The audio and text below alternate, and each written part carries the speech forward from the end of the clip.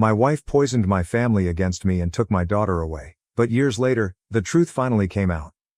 This is a story I never imagined I'd tell publicly, but after all that has happened, I need to get it off my chest.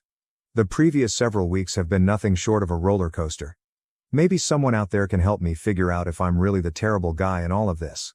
I, 48 million, have experienced a tornado of emotions and experiences over the last decade, and it has all come to a climax in unexpected ways.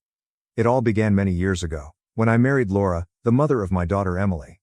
Laura and I were high school sweethearts, and at first, our bond appeared impenetrable. We were young, full of dreams, and eager to face the world together. But life has a way of tearing apart even the strongest relationships, and it wasn't long before the flaws in our relationship began to appear. Laura came from a wealthy family, accustomed to a life of luxury, whilst I grew up in a more modest home. Despite our disagreements, I loved her profoundly and did my best to provide for her in the way she was accustomed to. But no matter how hard I tried, it wasn't enough. The stress of attempting to meet Laura's expectations weighed heavily on me, and our marriage began to falter. Our relationship deteriorated, and we argued more frequently. I observed Laura appeared detached, as if her mind was elsewhere.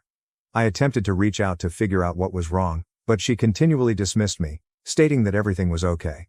Only later, during the divorce proceedings, did I uncover the tragic reality. Laura had been unfaithful to me several times during our marriage. The revelation struck me like a ton of bricks.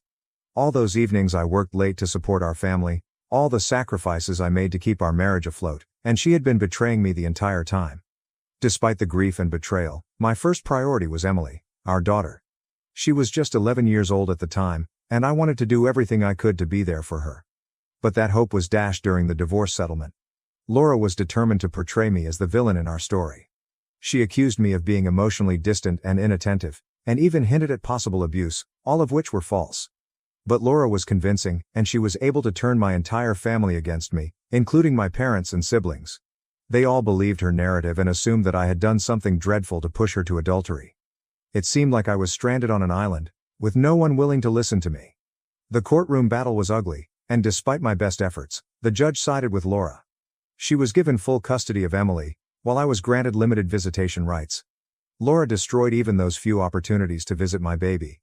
She frequently forgot about scheduled visits, claiming Emily was unwell or had other commitments. I would volunteer to drive Emily to school or assist her with assignments, but Laura refused to let me play any significant role in her life. My family, who had always been close to Emily, supported Laura and helped her keep my daughter away from me. They were determined to remove me from Emily's life, and I was powerless to stop them. The years that followed were among the most agonizing of my life. It began subtly at first. Emily would be hesitant to visit me, preferring to stay with her mother. Even though it stung, I attempted to understand. After all, children frequently prefer one parent over the other, correct? However, it soon became evident that something more sinister was at work. Emily would come to our appointments with a laundry list of complaints, things I allegedly did or said that depicted me as the evil guy. I was perplexed since none of it was accurate. When I tried to talk to Laura about it, she dismissed my concerns or twisted the conversation to make it appear as if I was crazy or exaggerating. I tried for years to establish a relationship with Emily, but it got increasingly impossible. Phone calls remained unanswered, letters were returned unopened, and my attempts to visit her were met with animosity from Laura and my family. They all seemed intent on erasing me from Emily's life. The worst thing happened when Emily was around 13. She said bluntly that she didn't want to see me anymore. She spoke it with coldness, as if I meant nothing to her. I was devastated. I knew Laura had been telling Emily lies, but I didn't have the heart to drag her through a messy court battle. After all, she wanted to stay with her mother, and separating her from her mother would only exacerbate the situation. I didn't want to be the source of further trouble in her life, so I reluctantly decided to pull back. It was one of the most difficult decisions I'd ever made. I hoped that one day she'd grasp the truth and return to me, but that didn't happen for a long time. Years later, I gradually but steadily moved past that horrific moment in my life. I met Megan, and there was an instant connection between us. Because of my previous experiences, we took our time getting to know each other before getting married. Megan had 2 children of her own, so the majority of my time was spent with them, and we established a life together. While I adored my new family, there was always a part of me that wondered about Emily. How was she doing? What had she become? I contacted Laura several times over the years to inquire about Emily, but she never replied. I tried to convince myself that Emily was better off without me, but I couldn't get rid of the sense that I had abandoned her. Then, unexpectedly, Emily contacted me. She was 20 years old now, and her message was brief and straightforward. She wanted to meet and chat. She stated she needed to know more about our family, including why I wasn't there for her. My heart skipped a beat as I read her message. The prospect of seeing her after all this time made me nervous, but I was not going to pass up the opportunity to see my kid. I was scared but excited. Perhaps this was the moment I had been waiting for all these years. We planned to meet in a quiet cafe. I was nervous as I waited for her to arrive. When she eventually walked in, I barely recognized her. She had matured into a beautiful young woman, but the wrath and sadness in her eyes were undeniable. She had clearly been carrying a lot of anguish for quite some time. We sat across from each other, and the tension was evident. Emily didn't spend time getting to the subject. She needed answers. Answers I knew would be difficult to hear. I took a big breath and started telling her the truth. I did not hold back. I told her everything. How her mother and family had deliberately poisoned her against me, how they had twisted every scenario to make me look terrible, and how I had worked so hard to be a part of her life despite everything. I told her about Laura's infidelity and the lies she told during the divorce. I spent the next 3 hours laying out the facts of what had happened. I had brought up previous court records, text messages, and emails that corroborated my story. I wanted Emily to know that I understood what she had been taught about me over the years, and that I wasn't the monster she had been led to believe. Emily sat startled as I explained what had transpired. She grew up believing that I was the one who had abandoned her, that I didn't care enough to be a part of her life. She found it overwhelming to learn the truth. I could see she was absorbing everything, so I didn't press her to react. I knew that was a lot for her to take in. When she finally spoke, her voice trembled. She questioned me why I never fought back, why I didn't do more to stay in her life. That question crushed me. I had to explain that I did not want to place her in the center of a court dispute and that I believed standing back was the best way to protect her. I wanted her to have a good upbringing, even if it meant she despised me for a while. But the truth was that I regretted not battling harder. I regretted allowing Laura and her family to control the story. Emily appeared to be gaining a better understanding of what had happened. She was outraged, partly at me, but largely at her mother. She couldn't believe Laura had gone to such efforts to make herself look like the better parent. Emily realized she had to take action. She stated that she wanted to confront her mother and lay everything out for everyone. I was astonished, but also proud of her for advocating for herself. Emily wasn't the young kid I knew a decade ago. She was a strong lady capable of self-defense. At the same time, I was concerned about the impact this would have on her. I breathed a sigh of relief when she said she wasn't sure how to go with our connection because she'd grown accustomed to having an absent father, but she'd love to meet and talk more. Laura bombarded me with angry phone calls and text messages 2 days later. Emily apparently challenged her with the information I shared. Laura was outraged, accusing me of turning Emily against her and ruining their friendship. I didn't expect Emily's next action. She called me yesterday to say she's going to take Laura to court for parental alienation. She intends to sue for the emotional harm caused by years of lies and manipulation. Laura still calls me constantly now. She is between demanding that I talk Emily out of the lawsuit and threatening. My family is also getting in touch, suddenly wanting to straighten things out and reconnect. I'm at a loss. One could say that Emily's at last knowing the truth relieves some guilt. Conversely, I never meant for things to get this far. Along with Emily, I also have Megan and her children to look for at this point in my life. I'm not sure whether I could manage the same mental strain once more. While Laura and my family should pay for their acts, I don't want to bring further suffering or trouble. I have been essentially torn. Emily deserves praise for searching the truth and for trying to speak out against the mistreatment she has suffered. But I also worry for her. The legal system is harsh, particularly in cases involving families, and I wanted her to suffer less than she already had. From a distance, I attempted to assist her so she could make her own decisions and let her know I was always available for her should she need me. The emotional strain Laura and my family are causing is not even something I can articulate.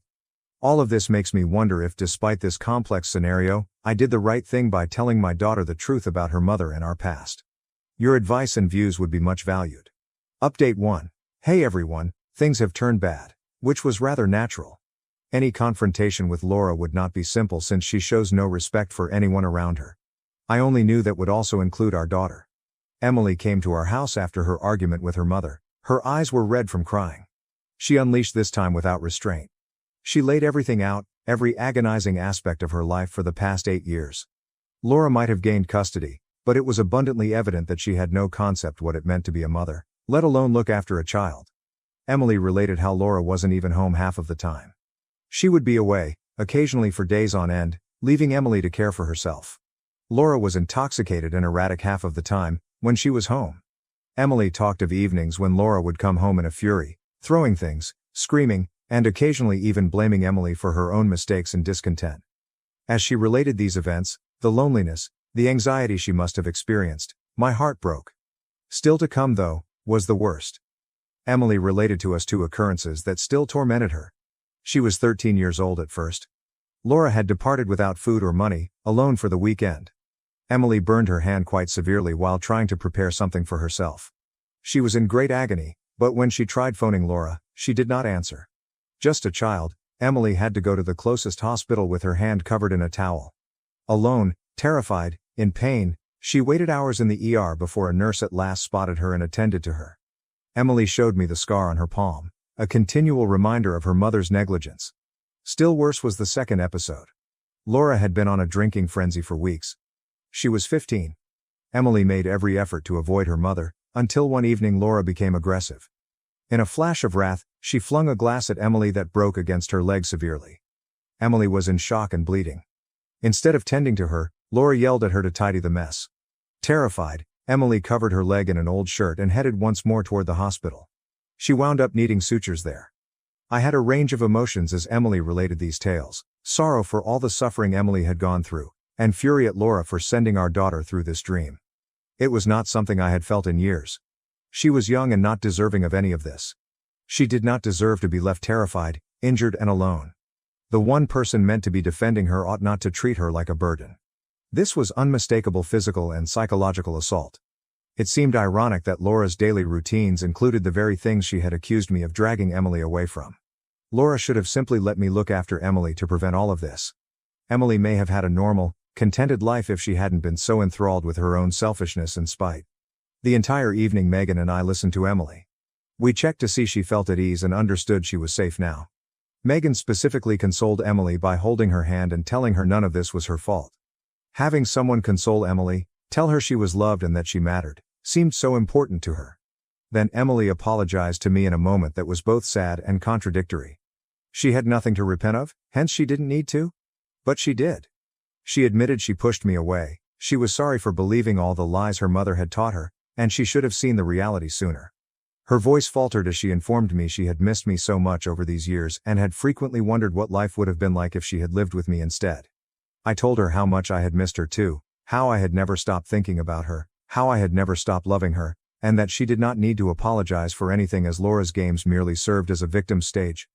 That was a mixed feeling. Hearing her apologies hurt, but it also meant that we were at last re-establishing our relationship following all these years apart. I also came to see that I was done running from family strife and playing it safe. Though it meant facing legal conflict with my ex-wife, my daughter's well-being was at risk and I was determined to receive the apology and reparations she deserved. After a restless night of consoling and chatting, Emily and I hatched a strategy early the next morning. We were going to face my family about everything. Every lie, every act of neglect, everything Emily had gone through. I was done with them acting as though they were the ideal family while Laura had helped Emily to ruin her early years. The medical records, text messages, and even some old Laura voicemails Emily had preserved provided the evidence we needed. It was time to tell them just exactly what their complicity had cost. It was time to reveal the truth. Emily seemed anxious, but I could also detect a resolution in her eyes not previously seen. I was going to be right there beside her. She was ready to meet them and defend herself. At last, we would be getting the justice we both deserved, and I knew that whatever happened would be shared by us.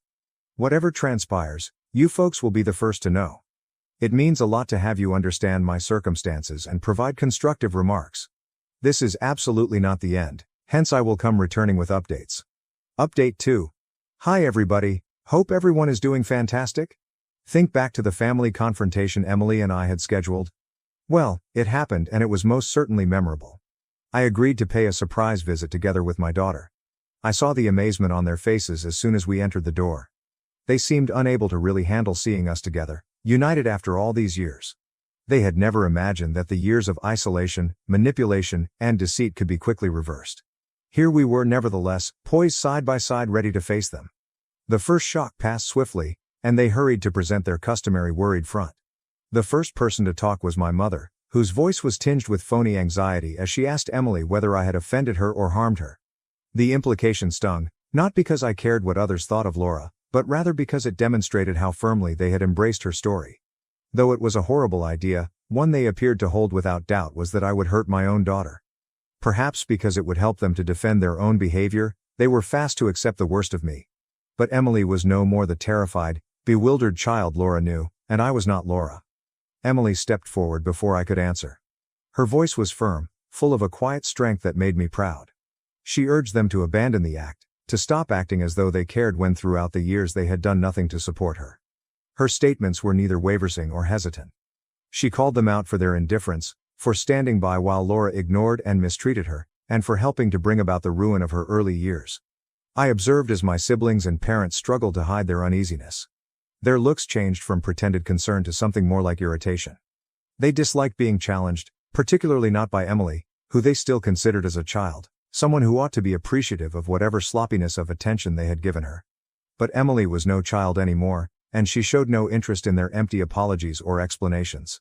Some of you have inquired how Laura simply set my own family against me. Our relationship has always been complex, underlying animosity and years of unresolved problems entangling it. My siblings and I had never been close. There was always a sense of one-upmanship, of competitiveness, that corroded any possibility of a real bond. Rather than encouraging harmony, my parents had sided with whichever child would have the greatest benefit for them at the time. Laura came to them intending to divorce me, and they saw it as a chance to vent their residual animosity at me. They had not given Emily or me any thought about how it would affect us. Their interests were more in seeing me pushed down a peg than in clearing past records. Emily gave out everything that had happened. How Laura had deserted her, how she had experienced trauma and injuries while they turned a blind eye, and I could see the anxiety rising on their faces. Particularly not by someone they had undervalued for so long, they were not used to being questioned in this manner. It was not only the words that stung, it was Emily's holding of them responsible, refusing to let their typical platitudes absolve them. Of course, we withheld some of what we had. Showing all of our cards at once was not necessary. We had text messages, hospital records, and other data readily able to undermine their well-crafted story. For now, though, we kept most of it under wraps, simply showing enough to make it abundantly evident we were serious. This was a warning, a proclamation that we were done following their guidelines and that things were going to get far more serious, not only some emotional outburst. We fled the house not waiting for any reply. Nothing they could say would make any difference, nothing that would undo the years of suffering and neglect they had let to occur. Emily said one last farewell as we turned away. She advised them to forward it to Laura, therefore alerting her that we were arriving with a somewhat heavy case and she should be ready for it. Although the silence that followed us as we departed was oppressive, it was a silence loaded with unspoken words, the weight of what was to come. Emily and I had marked our line on the sand. There was no turning back. The family has always prospered on separation, on keeping us apart and at conflict with one another. But now, Emily and me standing together, they were the ones who would have to deal with the fallout. I want you to know that I am always reading over each and every comment. All of you have given me some of the best advice. Your help is quite valuable. Update 3. Hello, I want to thank everyone who has supported and advised me based on this narrative. Though I believe we are at last seeing a way forward, the previous few days have been some of the most difficult of my life. So strap up for a long one. I got in touch with one of our lawyers right away following the event at my family's house. Not just to me but also to Emily. I was not ready to let Laura get away with all she had done. Emily startled me nevertheless when I mentioned considering legal action. She wanted no more legalities moving ahead. Far from contrary, it was not that she lacked empathy or that she was forgiving her mother. Emily had different responsibilities now and had lately gone through a lot. She had great ideas for her future and her academic life was vibrant. She could not afford to pause to sue her mother and handle a court dispute. As her dad, I was really proud of her. She was still a brilliant, tenacious young woman with enormous professional possibilities ahead of her after all she had gone through. I did, however, also find myself torn. Part of me wanted Laura to suffer for her deeds, to pay for the suffering she had brought about. One thing I did wrong was ruin my life. Nevertheless, I found unforgivable damage done to Emily, that of robbing her of a normal, happy childhood. I did, however, honor Emily's desires. Unlike her mother's, her view counted here, and it was something I would constantly keep in mind while deciding what to do. Another thing occurred when we were negotiating all of this. 2 days later, Laura's neighbor walked up to our door bearing an envelope. The neighbor said Laura had asked her to bring the mail to us as she was temporarily leaving town. Though I had no idea what to expect, I accepted the envelope and thanked the neighbor. Within the envelope, Laura had a note. Long and full of apologies and explanations, it sought to defend her behavior. She talked about losing her job, how she grew quite alone when I left, and how events descended from there. She finally landed another job, but it paid little, and she descended into more misery. Drinking became her coping mechanism. She said she never intended to hurt Emily, that she was simply so lost and overwhelmed by her own suffering. Laura continued to go into great detail about more of her challenges, seeking to depict a lady driven to the brink by events beyond her reach. But reading made me focus only on how hollow everything sounded.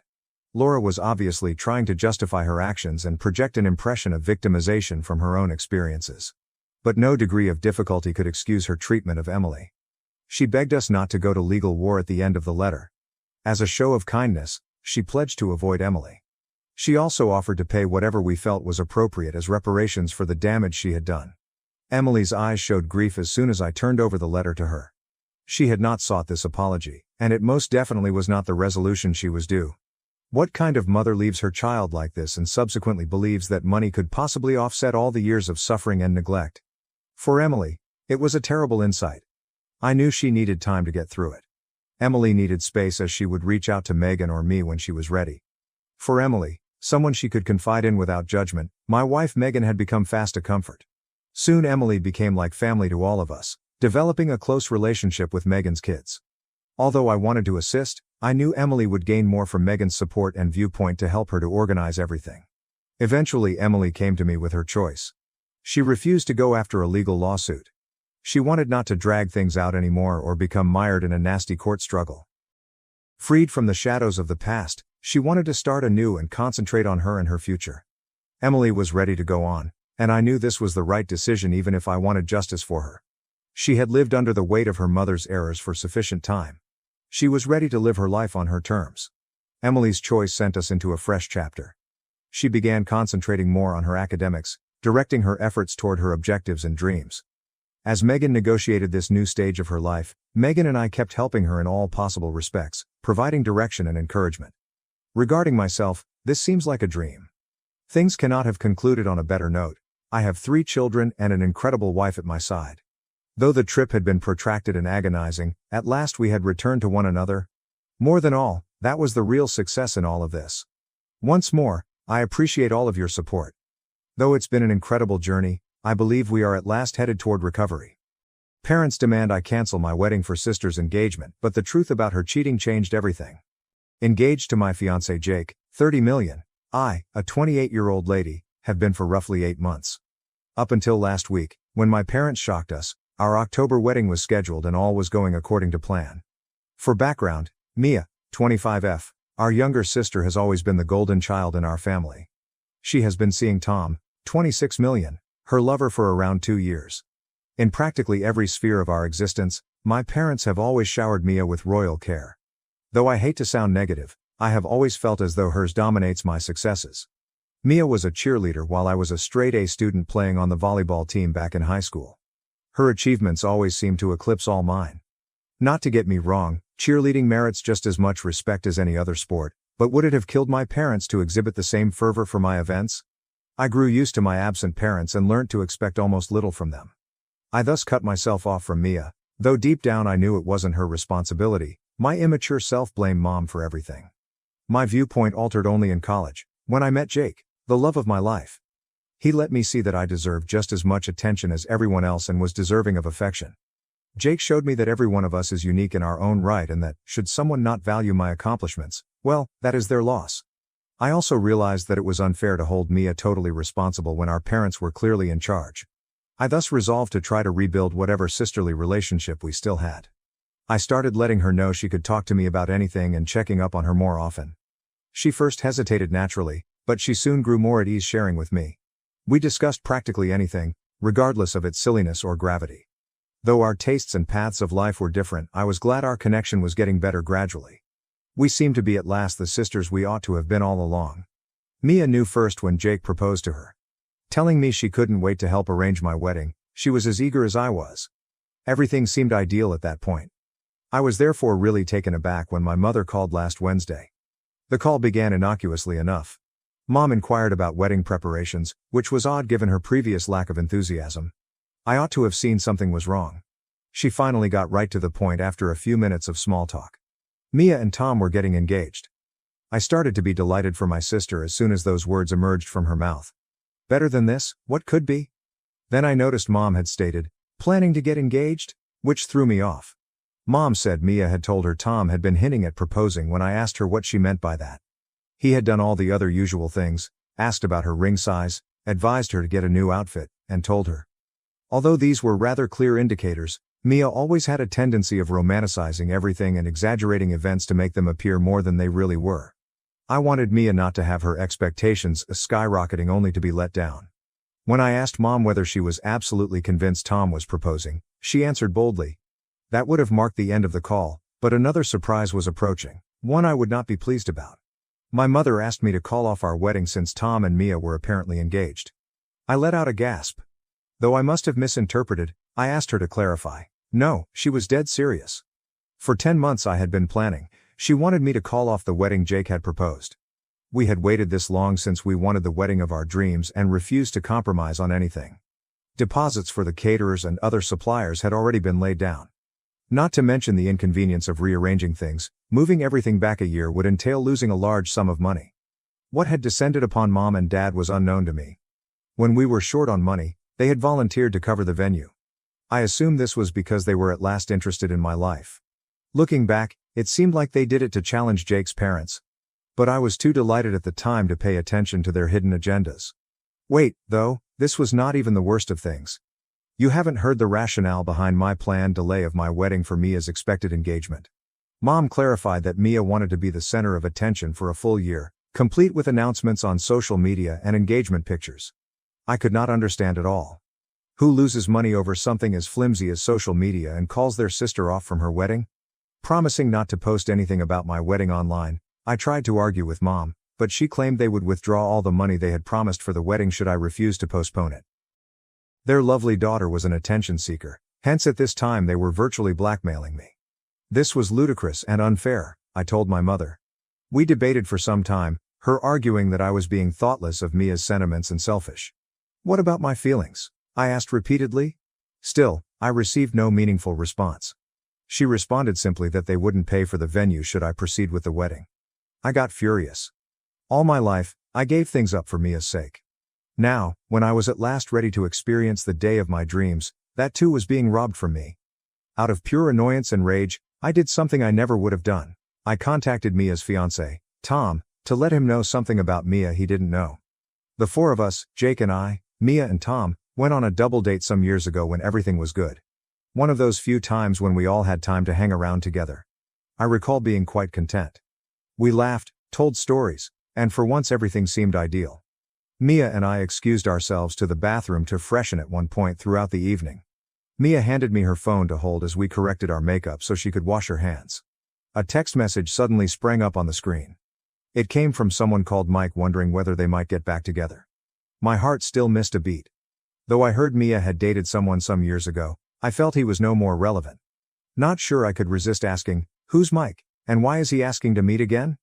Mia started to spin right away. She dismissed it, believing it was nothing, just some old acquaintance extending outreach. Still, I could see her eyes ablaze with dread. I questioned once more whether something was developing between her and Mike. She said she had some texting back and forth, but she insisted it was not major. She shrugged her eyes and replied lightly, "Tom didn't need to know, it's nothing," when I inquired whether Tom knew about this. Tom seemed to be a nice man totally loving Mia. Though I couldn't get rid of the uncomfortable sensation, I let it pass since Mia later on told me she was no longer corresponding with her ex. Right then, as Mia was trying to rob me of my bliss, my thoughts went crazy. I lay it all out when I phoned Tom, roughly following the text I had seen that day. And should that not be sufficient, I advised him to monitor his girlfriend. Looking back, I realized this was sort of improper, not the sort of truth I should have been imparting to Tom, of course, but the way I did it. But already it was too late. I spoke with Tom 2 days ago, and then Mom called. Just say I was glad I wasn't in front of her. She was yelling like a crazed person, as though a tragedy had hit. Her comments really impacted me as I had made a major error. Tom apparently told Mia they needed to talk when phoning her. Mia got all ready even though she was about to be engaged, but when she at last arrived at the location, Tom was quite irate. He inquired whether that was accurate and reiterated what I had said. Mia first denied it, but she grew angry when Tom wanted to see her phone, telling him he should believe her. Tom split from Mia at last. Mom and Dad never seemed likely to pardon me for this. Mom yelled at me, and I could hear Mia berating me in the backdrop. I kept apologizing, saying I only did this because they insisted I call off my wedding. I told them I had worked very hard on it. Dad's ruling then was that he was taking back the money they had set aside for the venue. I felt as like I had lost everything, my parents, Mia, and any chance for a marriage at that same instant. Given what had happened, I knew Jake would not be pleased with me either. When I attempted phoning Mia to have a conversation, she didn't respond to my calls or texts. At the time, Jake was on a business trip, hence he was not aware that our wedding was under risk, partially because to me. Though it wasn't entirely my fault, the stress was intolerable and I felt bad for damaging Mia's relationship. I at last told Jake everything when he returned from his trip.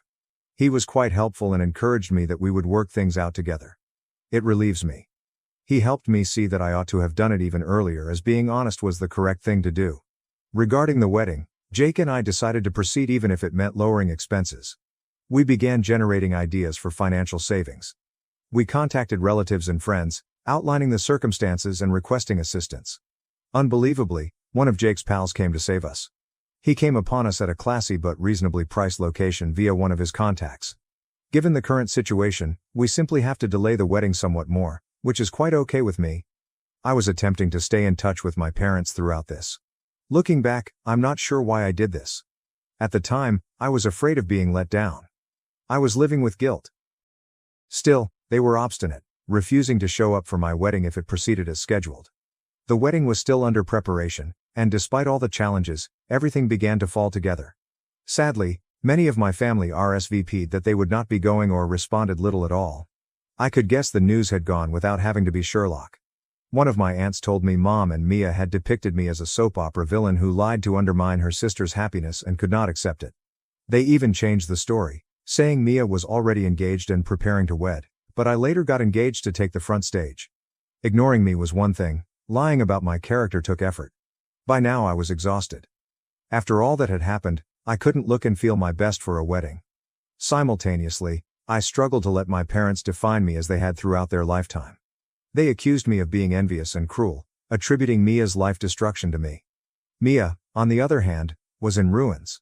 She hadn't spoken to me since the incident, hence even though I knew what I did was appropriate, I felt awful. So, I'm asking you. Am I the a-hole for not postponing my wedding and informing Mia's fiancé of her cheating? Update. I published a few days ago, and the reaction has been really strong. Unbelievably, my parents began talking to me, but not for the reasons you might guess. They insisted that I apologize to Mia and somehow sort things out with Tom. Should I fail, they even threatened to have me disowned. Through all of this, Jake has been rather encouraging, telling me we did the right thing and we should concentrate on our forthcoming wedding. But at last Mia got back to me. Furious and devastated, she accused me of destroying her life and undermining her happiness out of spite. The talk was challenging. She wasn't open to hearing me try to explain my perspective. She persisted in arguing, regardless of what she had done, I had no right to meddle in her relationship. I lost my cool and asked her who gave her the right to believe she could influence my wedding plans that had been in place long before she was almost engaged. She hung up before I could even bring up the lies Mom and she had been telling about me. Meg, a childhood acquaintance I hadn't heard from in years, called me out of the blue when word of the family strife spread like wildfire. After moving out for college, I had disconnected from Meg, and our only means of contact was social media. But Mia had kept in touch with her for a bit longer. Their friendship reached into their early 20s. Meg also disclosed another startling story concerning Mia's adultery, one that happened around a year ago. Meg's 25th birthday celebration was attended by Mia without her then boyfriend Tom, who presumably was on a trip. Meg saw Mia growing more flirty with various male visitors, including her boyfriend, as the evening progressed and practically everyone was intoxicated. Meg first dismissed it as Mia's usual manner. She had always been a natural flirt. Meg knew, though, she hadn't seen Mia or her partner for some time as the celebration drew to an end and guests started to leave.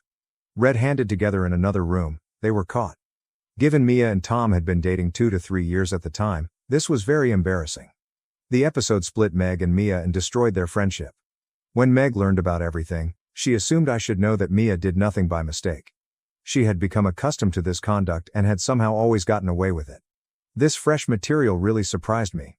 Mia's dishonesty, I came to see, was not a one-time error but rather a habit. I asked Meg only one favor. Could she kindly forward this news to Tom herself? I was acting for a cause. When my fiancé Jake visited Tom, he was not doing well. Though he didn't say it, I'm sure he was also blaming me for what I had told him. He was second-guessing everything. Better still if someone else than me delivered this terrible news. I also wanted to avoid feeding the story that I was jealous of Mia, hence I didn't want to do this myself. Tom wanted to meet personally to go over things as soon as he received word from Meg. I accepted, expecting for some sort of conclusion or at least clear the air. Tom clearly was in shock from all that had transpired when we met at a neighborhood coffee shop. Meg's disclosure came to him like yet another wave, yet it was welcome to at last know the truth. Tom related how his split from Mia turned out. Mia was right to believe Tom intended to pop the question to her. Following our talk, he challenged Mia about the cheating, and she finally came clean. Though crushed, he valued my candor. He claimed it was preferable to know the truth now than to learn later, maybe following marriage. Tom said he had thought something was awry in their relationship for some time but couldn't pin it down until I phoned. We spoke for a lengthy period during which Tom revealed he intended to set aside time for personal healing and life review. Though it hurt, he appreciated me for having the guts to tell him the truth. Knowing I had done the right thing by being truthful with Tom, this chat brought me closure. Still, things with my family have not gotten better. My parents still support Mia. They think I was out of line and must make apologies. Focusing just on Mia's pain and neglecting the fact she cheated, they cannot seem to understand why I did what I did. Friends and relatives who learned about the circumstances have also been quite helpful. Many expressed shock at the way my parents behaved and praised me for defending what was right. Though I have a mixed bag of feelings, I am appreciative of the help from people who see my viewpoint. I'm trying to keep concentrated on the good and keep wedding planning underway. Despite the threats from his parents, Jake and I have decided to carry out our plans. We have changed the budget and are working to create the wedding unique without their financial support. Though I know the drama is not over, I am resolved to stick to my position. I refuse to allow Mia's behavior or the inclination of my parents define my existence anymore. I have to give my future with Jake top priority and my happiness. Hey, everyone. Every moment that passes makes my life seem to get more convoluted. About 4 days following my initial update, events changed dramatically and unexpectedly. Just as I felt the situation could not get worse, it did. Trying to concentrate, I was at work when Jake called urgently. Panicked, he told me to head straight home. Fuming something horrible, I rushed back. When I got here, Jake seemed obviously upset. He handed me a note that had dropped under our door. It came from a lawyer standing in for my parents. Over the consequences from Mia's failed engagement, they were threatening to sue me for emotional suffering and slanderous remarks. I was astounded. My own parents were suing me. The letter explained how my actions had destroyed Mia's reputation and brought her great emotional suffering. It called for a public apology, a retraction of my remarks on Mia's adultery, and a sizable payback in money. To be as nasty as possible, my parents had stretched every limit. My phone buzzed as I went over the letter. Mia was the one calling constantly. At last, looking for some answers, I took up Mia's voice carrying a mix of desperation and wrath. Saying I had destroyed her life and she had nothing left, she screamed at me. She said she had lost her work since Tom had informed colleagues and mutual acquaintances of hers about her adultery. The word had gone like wildfire, and she was today the target of rumors and criticism. She was deemed problematic, which resulted in her termination. Having my parents send me that legal fear, I felt Mia got what she deserved. She was inconsolable even though I tried to reason with her, stressing that she had to own her actions. Claiming that I had always wanted to see her fail, she charged me with being envious and bitter. The chat made me feel forlorn and exhausted. The rest of the evening, Jake and I went over our choices. Although we couldn't let my parents pressure us into compliance, we couldn't afford to get caught in a legal fight with them. This legal fight would simply mark the nail in the coffin as I believe they knew we were already juggling our wedding budget. I contacted a lawyer for help the next day. The circumstances stunned him, but he reassured me our case was strong. He advised us to compile proof of Mia's adultery and how it affected her relationship to Tom. Should my parents carry out their threats, he also cautioned us to get ready for a counterclaim. All of this was going on when I got another unplanned call, this one from Tom's mother. Having heard about the circumstances, she wanted to thank me for guiding Tom toward the truth. Tom was devastated, she remarked, But he was glad to learn before committing himself for lifetime. She also said Tom intended to start again in another city. Her call provided a minor solace among all the turmoil. It let me realize that by being honest, I had done the right thing even with the instantaneous fallout. Though they may act as outrageously as they wanted, my parents and Mia would remain in the wrong. That weekend, things took yet another drastic turn. Unexpectedly showing up at our residence were my folks furious. They insisted on talking with me. Though Jake tried to calm them, it soon turned into a shouting contest. While my mother wailed and begged me to mend things with Mia, my father claimed I had destroyed the family. Should I fail to meet their expectations, they reiterated their threats to cut me off financially and go on with the lawsuit. I stayed put, not cowering into compliance. I told them I would not be sorry for speaking the truth. Mia's actions have consequences. My parents stormed out at the end of the confrontation, resolved to start the case. The next several days were a haze of emotional upheaval and legal discussions. Though Jake and I tried to concentrate on our wedding preparations, the tension was too great. Extended family members who had heard about the circumstances started messaging us. Some offered support while others attacked my behavior. Although Jake didn't deserve all this drama, I really detested dragging him through it, but I was also appreciative of his unflinching support. In among all this, Meg, the childhood friend who had informed me of Mia's past infidelity, sent me an unexpected note. Should my parents want to take legal action, her offer to submit a statement regarding what had happened at her party may be very important proof. Meg's encouragement and the data we were compiling helped me to begin to see hope. Although it was obvious that this struggle was far from finished, I resolved myself to stick to what was right. As I am working on it, I also want to thank you all for being my support network during this period. Though it hasn't been simple, you have clearly shown me direction. I will see you folks a little. Hello, everyone. After several more days, the issue has gotten quite hot. Mia and my dad insisted on getting together personally to go over everything. Jake and I consented, believing this encounter could at last provide some clarity and closure. We agreed to get together in our place so we might manage the surroundings and steer clear of a public display. There was clear tension in the air as my parents and Mia showed up. When they sat down, I could see the expectation in their eyes. Though I had no intention of backing down, they most likely assumed I would be apologizing and begging for forgiveness. I began with tackling the elephant in the room. My parents and Mia looked perplexedly, obviously not expecting this. I informed them, I understand why everyone is here today, but before we go any further, I want to make one thing clear. I'm here to lay out the facts. I inhaled deeply and started making my point. I began with the couple months ago. I questioned Mia if it wasn't true that she handed me her phone during our double-date dinner and that I found she was chatting to Mike, her ex-boyfriend, when she was in a very committed relationship with Tom. She said she made a one-time error, but we both knew it wasn't accurate. Mia moved uneasily in her seat, her face pallid. I carried on, opening a folder loaded with proof. She confirmed that Mia had been found cheating with her boyfriend when I told her I had talked with Meg, who threw the party a year ago. This was a behavior trend, not a one-time error. I turned over a written statement Meg sent. Mia's parents and I looked at it, their expressions changing from uncertainty to shock. Still, that was only one thing. I also brought out more proof. Text exchanges between Mia and Meg in which Mia admitted to cheating and pleaded with Meg not to tell Tom. These timestamped signals were unambiguous and devoid of uncertainty. On the table I arranged the printed messages. Though this time it appeared more toward Mia than it did me, my mother gasped and my father's face became red with rage. At last, I turned to Tom and said in a letter, he spoke about how he approached Mia following our talk and how she finally admitted. He also detailed the emotional toll her adultery took on him and how it affected his choice not to pop the question. My parents found no words. Unable to dispute the overwhelming proof, they fixated on the paperwork before them. Tears welled in Mia's eyes, but she said nothing, clearly understanding the seriousness of the matter. I then addressed the lawsuit. Although my parents had threatened to sue me for emotional suffering and slander, based on the facts it was abundantly evident that what I had said was accurate. They lacked legal justification for their posture. Actually, if they went after this, I had a strong case for a counterclaim. The space was quiet. Clearly surprised and adjusting to the reality of the circumstances were my parents and Mia. Knowing that I had at last advocated for myself, I felt relief.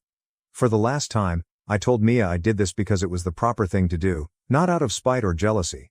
Mia had consequences for her actions. It was time for her to own them. Regarding my wedding, my message was straightforward. Either with or without their approval, everything was going forward as scheduled. We wouldn't allow someone to destroy our happiness. Jake and I would be getting married. rising to indicate that the session was over. I hoped this would be a turning point for all of us. That brought me closure and I left the room. Though I am aware that difficulties lie ahead, I feel for the first time in a long time under charge of my own life. Although my parents and Mia can proceed with their case, now they know I will be squarely facing them and there is no good outcome for either of us.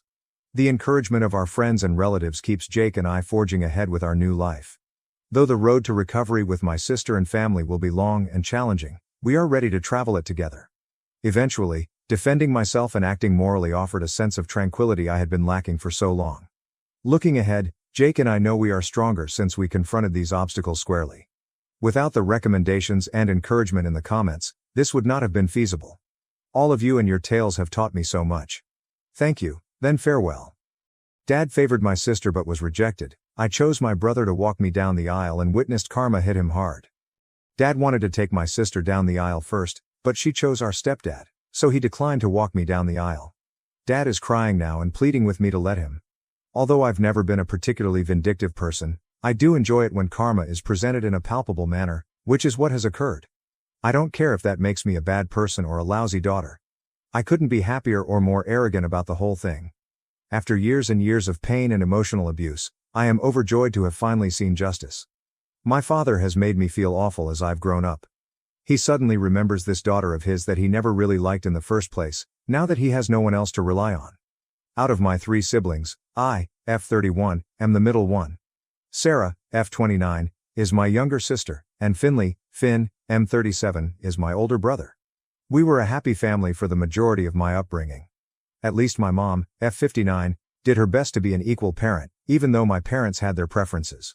My father, M65, is not in the same boat. Favoritism was clearly visible in his actions.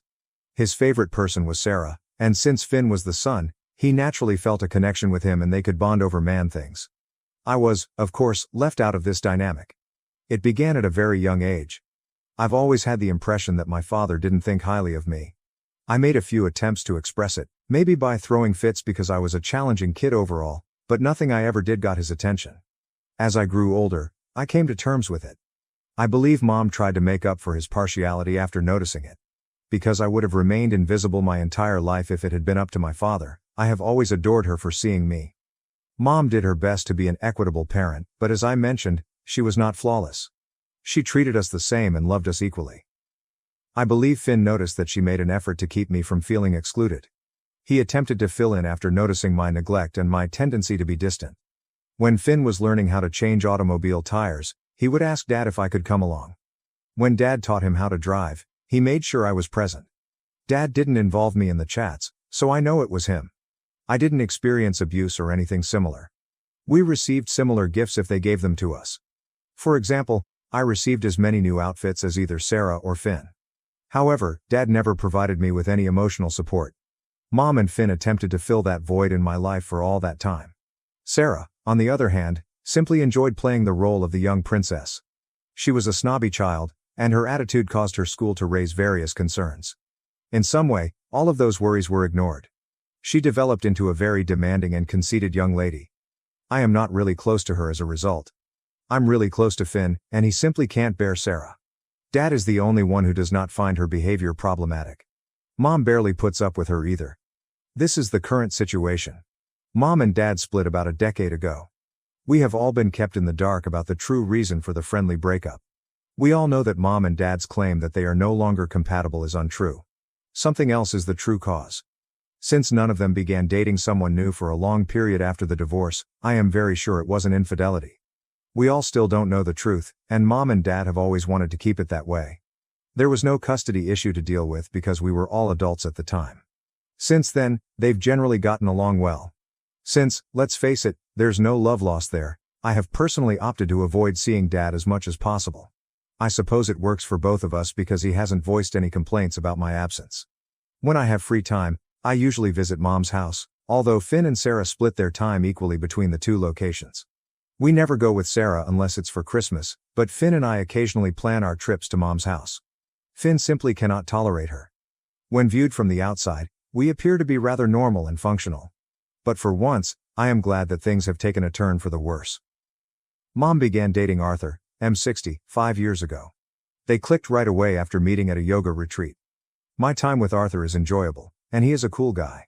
He never tries to push limits and is kind to Finn and myself.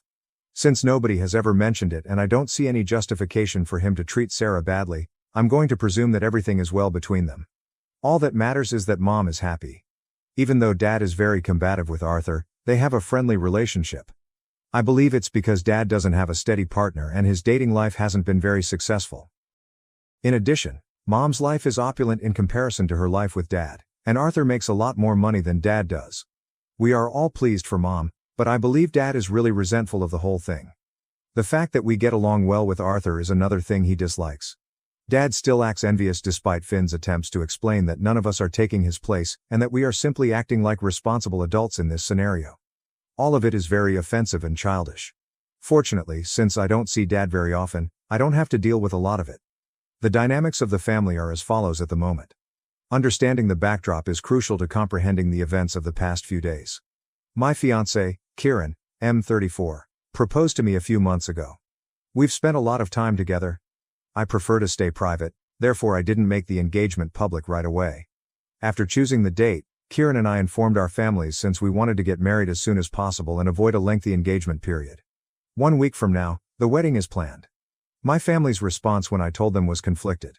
Arthur was pleased, and Finn and Mom were ecstatic.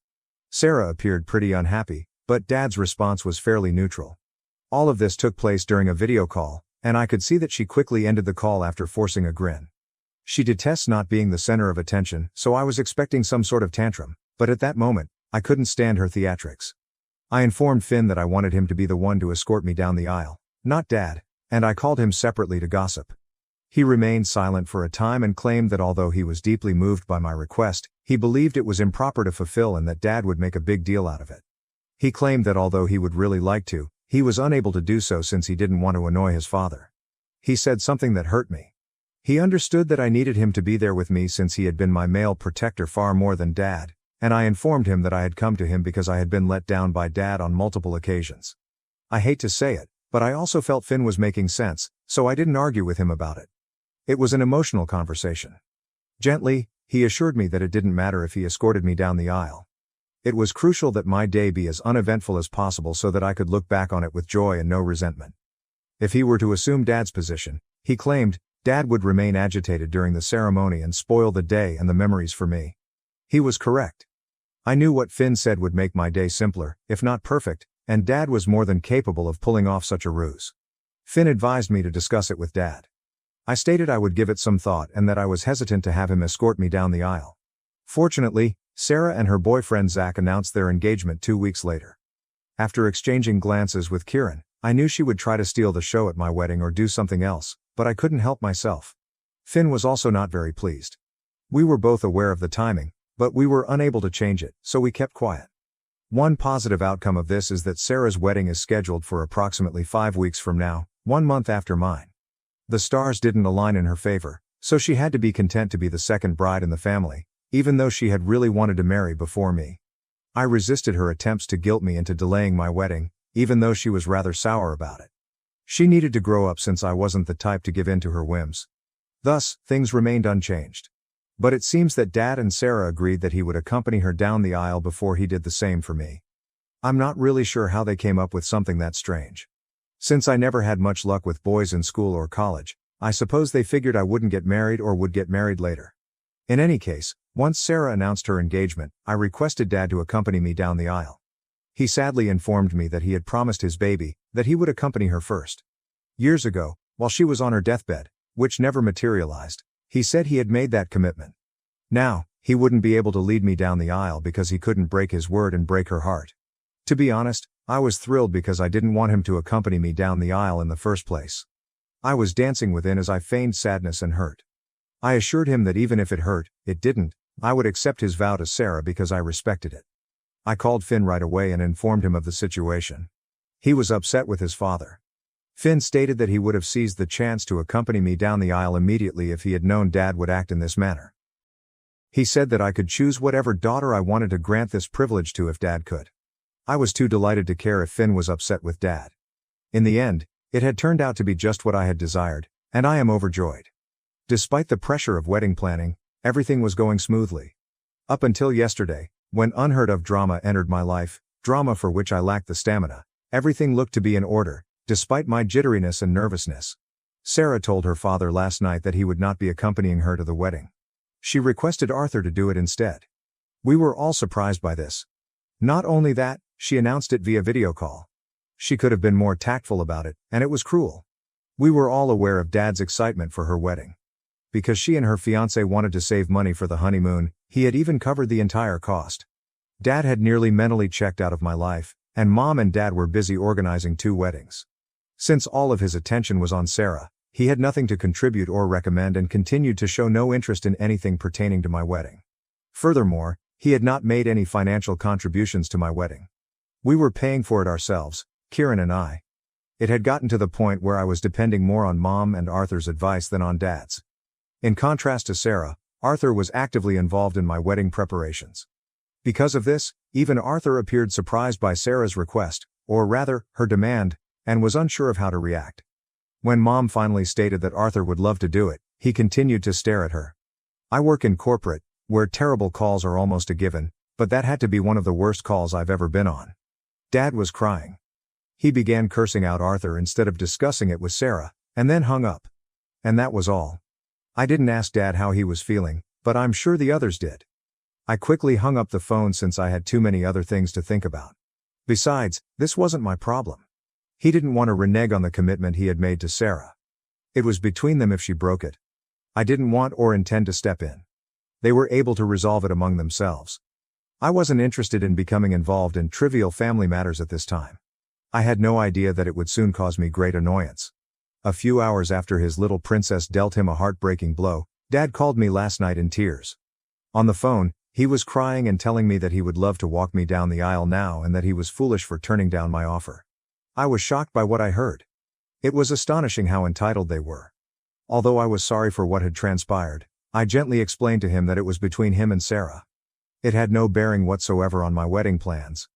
I informed him that this had been decided months prior and that Finn was escorting me down the aisle. I also informed him that I was unable to make a last-minute modification. He promised to speak with Finn, saying that I didn't need to be concerned about Finn's disagreement because Finn was merely a placeholder for him. I explained to him that I didn't want to hurt Finn, not that he agreed. Dad didn't need to know that I didn't want him to be my father in the first place. I informed Dad that no swap was taking place, despite his insistence that he speak with Finn and make amends. The final step was for Finn to lead me down the aisle. He believed I was resisting because Finn wouldn't resign, and he was living in total denial. He was sure he could persuade Finn not to do it. After hanging up, I called Finn right away to let him know what was happening. It would be an understatement to say that Finn was furious. I informed him that I had always wanted him to be the one to reveal my identity when he asked what I wanted. Only at his encouragement did I ask Dad in the first place, and he was the first person I had asked. I replied in the affirmative when Finn asked if I was certain I wanted him to lead me down the aisle. Then he assured me that if Dad phoned him, he would correct him and that I shouldn't worry about anything. Since his favorite had sent him out, I told Finn that I didn't want any drama at the wedding and that Dad needed to realize that he couldn't just walk in anytime he wanted and use me as a stand-in daughter. Finn reassured me that there would be no alteration to the wedding arrangements and that he would make sure Dad knew about it. I haven't spoken to one of them since last evening. I'm getting so anxious about it. I truly don't have the energy to handle this turmoil at this time, and everything was going smoothly. I'm not sure if I should get in touch with them or hold off until I find out what transpired between Finn and Dad. I'm not even sure whether Finn has had a conversation with him yet. The anxiousness is making me queasy, and I'm at a loss for what to do. Update 1. Finn and I eventually spoke, and the situation is a complete mess, even worse than I had anticipated. Fortunately, he has taken care of the majority of it, so I won't have any issues. Finn claimed that he had been expecting a call from Dad to talk about the alleged change in plans, but the call never arrived. Finn recognized then that Dad was not going to talk about anything. Dad reasoned that since he had made the decision to accompany me down the aisle, everyone else must have agreed. After waiting a day for Dad to get in touch, Finn called him. Because I had mentioned something, he asked Dad if the arrangements had changed. In an attempt to appear casual, Dad said that because Sarah would no longer be walking me down the aisle, I had requested him to do so. Now, Finn, the more reasonable and level-headed of the three of us, is typically diplomatic. I was shocked to hear that he went completely crazy on Dad. Finn claimed that since they both knew I hadn't requested Dad to accompany me down the aisle, he urged him to stop being so rude. Rather, Dad had pleaded for the part after his beloved daughter had turned him down. Dad was enraged to hear this. When faced with the truth or anything he doesn't want to hear, he has a tendency to react violently. Finn, however, told Dad to stop talking and listen for once before he could interfere. Finn stated that considering how he had treated me over the years, Dad should be thankful that he was even receiving an invitation to my wedding. Then Finn relaxed. He later expressed regret to me for snapping at Dad, particularly so near the wedding, but he said he was unable to control himself. Finn longed for Dad to see his true self and shed the mask he was wearing. Finn admitted to Dad that he had always given preference to Sarah and had, at most, tried to get along with Finn, but I was never given any thought. In addition, he brought up the fact that I had requested Finn to accompany me down the aisle. I had only asked Dad at first because of Finn's persistence. Finn stated that he had thought Dad would use the occasion to begin repairing our relationship, but Dad squandered his opportunity. Finn said that none of his kids liked or respected Dad, calling him a failure of a father. Because Finn wasn't a fair parent, he didn't respect him. He never made an effort to love me or treat me like his daughter, therefore I didn't respect him. Sarah also didn't respect him since she wouldn't have pulled the prank she did if she did. Finn went on to claim that Dad was the source of Sarah's conceited demeanor. After years of lavishing her with attention, he was now having to deal with the fallout. Finn claimed that since Dad had been throwing out his other children since they were born, it was only fitting that his favorite child would throw out his favorite. Finn told me that although he didn't remember everything because he had shouted in a blinding passion, he did admit that he had spoken more. He reassured me that I didn't have to be concerned about Dad pulling any tricks after he got a harsh reality check. And Finn would take care of it right away if he did. Finn also clarified that the plans remained unchanged. He wouldn't alter the fact that he would be the one to lead me down the aisle. I was more than grateful that he apologized for the drama so close to the wedding. I've never been able to defend myself with such strength in my life. I always believed that I might have done something wrong for Dad to not love me. Over the years, I made an effort to get over that emotion, but I was never successful. Here I had my brother standing up for me, which I never thought anyone would do. When we were children, my mother ought to have defended me, but she didn't. She never challenged Dad, but she made an effort to compensate for the lack of affection in her own manner. Her diffidence and deference to him gave me the impression that I would never be able to confront him about how awful he was to me, though I don't blame her for it. But only because my brother loved me so much that he could no longer stand the idea of my going through this did that change. I was choking when I told him that this was the most beautiful thing anyone had ever done for me, and I was crying by the time he finished recounting the entire episode. It must be the greatest thing I could ever hope for, but I doubt Finn understands the extent of what he has done. Second update, I'm married now. In fact, Kieran and I are presently enjoying our honeymoon in Thailand after getting married a few days ago. Despite some turmoil beforehand, the wedding went off without a hitch. Dad couldn't walk even one daughter down the aisle, and Finn wasn't going to back down. The situation has become really bad. Dad was primarily worried about how his extended family would perceive him if he did not attend the weddings of both children. During his conversation with Finn, he kept returning to this subject. Once more, Finn bluntly informed him that he was emotionally checked out with me anyway, thus he was missing the role of father at least for my wedding. Finn advised him to express gratitude for the invitation in the first place. Since Sarah was his favorite, Dad could only wonder what went wrong with her, and no one truly knows why she did what she did. When word came out, Sarah had the gall to phone me and claim that it was unjust to Dad and that I wanted him to walk me down the aisle because she couldn't. Since she was using Dad's money to pay for her wedding and had expelled him, I encouraged her to have a life. I informed her that I had visited Dad and that, due to some foolish pledge she was unable to keep, he had decided to accompany her down the aisle. She was more than welcome to change things up at her wedding if she was so offended by her beloved father's misery. Since she was feeling awful about Dad, I assured her that Arthur would understand and that I could even speak with him on her behalf. She ended the call since she had nothing more to say. Before the wedding, I called Finn and informed him that I didn't want to be involved in any more father drama. If it came to me, it was his duty to make sure I was finished with this bullshit. I couldn't allow Dad to ruin my day because I had 100 other things to be happy about or worried about. I couldn't allow him to ruin my most memorable day because he had already made me miserable for most of my life. Finn assured me that he would handle everything and that I shouldn't worry. It would be an understatement to say that I was really anxious on my wedding day, but fortunately, everything went smoothly. I'm glad Dad didn't try to start anything, even though he appeared to be rather glum. After a point, I was too preoccupied with having fun to give his pouty face much thought. It was awkward between them, and Sarah tried to avoid Dad as much as possible, but I didn't mind. I'm happy that nobody was able to ruin the wedding because it went off without a hitch.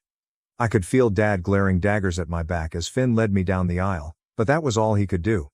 According to what I've been informed, Dad has been left to handle some damage control after a few people questioned why Finn was up there instead of him. That's his cross to carry, then. In order to live a peaceful existence and eliminate any possibility of turmoil, I also want Sarah's wedding to be over. I'm going to cut off communication with Dad for the foreseeable future after her wedding. In any case, I don't see the need to keep in contact with him. Update 2. Yesterday was Sarah's wedding. She didn't ask Kieran and me to the wedding, so I wouldn't know how it went. I'm not sure what she was trying to accomplish, but I was more than willing to watch. It was just Mom, Arthur, and Dad there, and to her dismay, Finn did not go either. At the last minute, Dad reportedly hoped she would change her mind and ask him to lead her down the aisle, but that never occurred. It was quite unpleasant, and it's clear from the pictures she shared that Arthur would much rather be somewhere else. Mom is just finished, Dad is glum, and Arthur is uneasy. I don't really care, but aside from that, her wedding went smoothly. I was called up by Mom to provide these details. Naturally, Dad is unhappy because he had hoped that at least one of us would give in and allow him to do as he pleases. Now, however, his personal life is in disarray and all of his children are essentially cut off from him. I don't care that he isn't handling it well. For being such a bad father to me, allowing me to have a miserable childhood, and even helping to cause it, I genuinely believe it serves him right. I've had enough of him, and I don't want Sarah's or his poison to affect this new stage of my life or my new family. I'm relieved they're no longer in my life. My parents kicked me out because of my sister. 6 years later, they're asking for help to support her and her 4 young children. I, 32F, am currently in charge of significant commercial development projects around New England as a successful architect at a prominent Boston firm. Nathan, a 34-year-old man who works as a project manager in sustainable development, is my fiancé. Our wedding is scheduled for the following year. On the surface, my life appears to be ideal. I have rewarding work, a wonderful relationship, and a lovely craftsman-style home that I designed extensive modifications for. However, I'm questioning everything because of a complex family situation that recently reached a breaking point. I must go into great depth about my family history in order for you to comprehend the current circumstance. I was raised in a Connecticut suburb in an upper-middle-class household. My mother, Phoebe, 56F, taught high school at a private school until she left 6 years ago, and my father, Richard, 58M, works as a corporate lawyer at a reputable business. Ashley, my younger sister, who is 30 degrees Fahrenheit, has always been the star of our family. Favoritism was evident from my earliest recollections, even if my parents would strongly dispute it if questioned. I received consecutive A's on my report card when I was 8 and Ashley was 6, and I was simply informed, "That's expected of you?" While Ashley received B's and was commended and brought out for ice cream because she was trying her best. Throughout our childhood, this trend persisted. Ashley's meager efforts were widely praised, while my accomplishments were anticipated and frequently disregarded. When I was 15, I recall one specific occurrence. I had been working on my design project for months, frequently staying up until 2 in the morning, in preparation for a national high school architectural competition. I received a minor scholarship as a result of placing second nationally.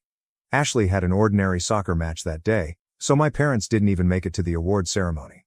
"That's nice," they replied, barely taking their eyes off the TV as I brought my award home, before turning back to Ashley's dramatic account of how she nearly scored a goal. Even though my parents were clearly biased, I did well in school and in my personal life. I led multiple community service projects, kept a 4.0 GPA, and served as president of the student body. In the meantime, as Ashley approached adolescence, her actions became more alarming. When she began to slip out when I was 14, my parents told me to keep a better eye on her. She was caught stealing high-end makeup when she was 15, and they accused me of not providing her my allowance money even though she clearly needed it. The assumption that I should put Ashley's needs and interests ahead of my own was the most annoying aspect, not only the partiality. My part-time job at a local design firm, where I made coffee and filed papers, allowed me to save up $3,000 when I was 16. I intended to use it for a Columbia University summer architecture course. My parents, however, borrowed my cash to assist cover the repairs after Ashley, who wasn't supposed to be driving, smashed her boyfriend's car. They never fulfilled their commitment to reimburse me. I lost the chance to improve my college applications and the summer program opportunity. I was able to gain admission to a prominent architectural program in spite of these obstacles. In order to save money, my parents agreed to let me live at home while I was in college and to assist with my tuition. They wanted me around to assist handle Ashley, who was now in high school and becoming more disobedient by the day, so this wasn't totally selfless. I recall making several attempts to speak with Ashley about her actions. One exchange is particularly memorable. 3 months or so passed before everything collapsed. At 3 in the morning on a school night, I discovered her slinking back into the house. Assisting Ashley to climb through the window, I whispered, "Ashley, you need to be more careful. You're in your senior year, and colleges look at more than just grades." She retorted, "Stop trying to be mom. Just because your life is boring and all about buildings doesn't mean mine has to be." In hindsight, I ought to have anticipated this. Ashley spent a lot of time with Tyler, her 17-year-old ex-boyfriend, who was known for being trouble. My parents viewed everyone I dated with extreme mistrust, yet they were surprisingly lenient about their relationship. My mother accused me of being envious of Ashley's vibrant social life when I attempted to voice my concerns about Tyler. 6 years ago, everything drastically altered. One day, Ashley, a senior in high school at the time, came home and declared she was expecting a child. The father was Tyler. I can still clearly recall that night. Ashley sitting on the couch with a look of fear and defiance on her face, my father pacing the living room, and my mother sobbing uncontrollably. In the confusion that ensued, my parents somehow twisted the facts to accuse me of failing to keep a closer eye on her. My mother arrived in my room the following day with news that would forever alter my course in life. Without even looking at him, she stated, "You have to move out by the end of the week." I couldn't understand. What? Why? With Tyler moving in and a baby on the way, the house isn't large enough for all of us. Ashley needs your space.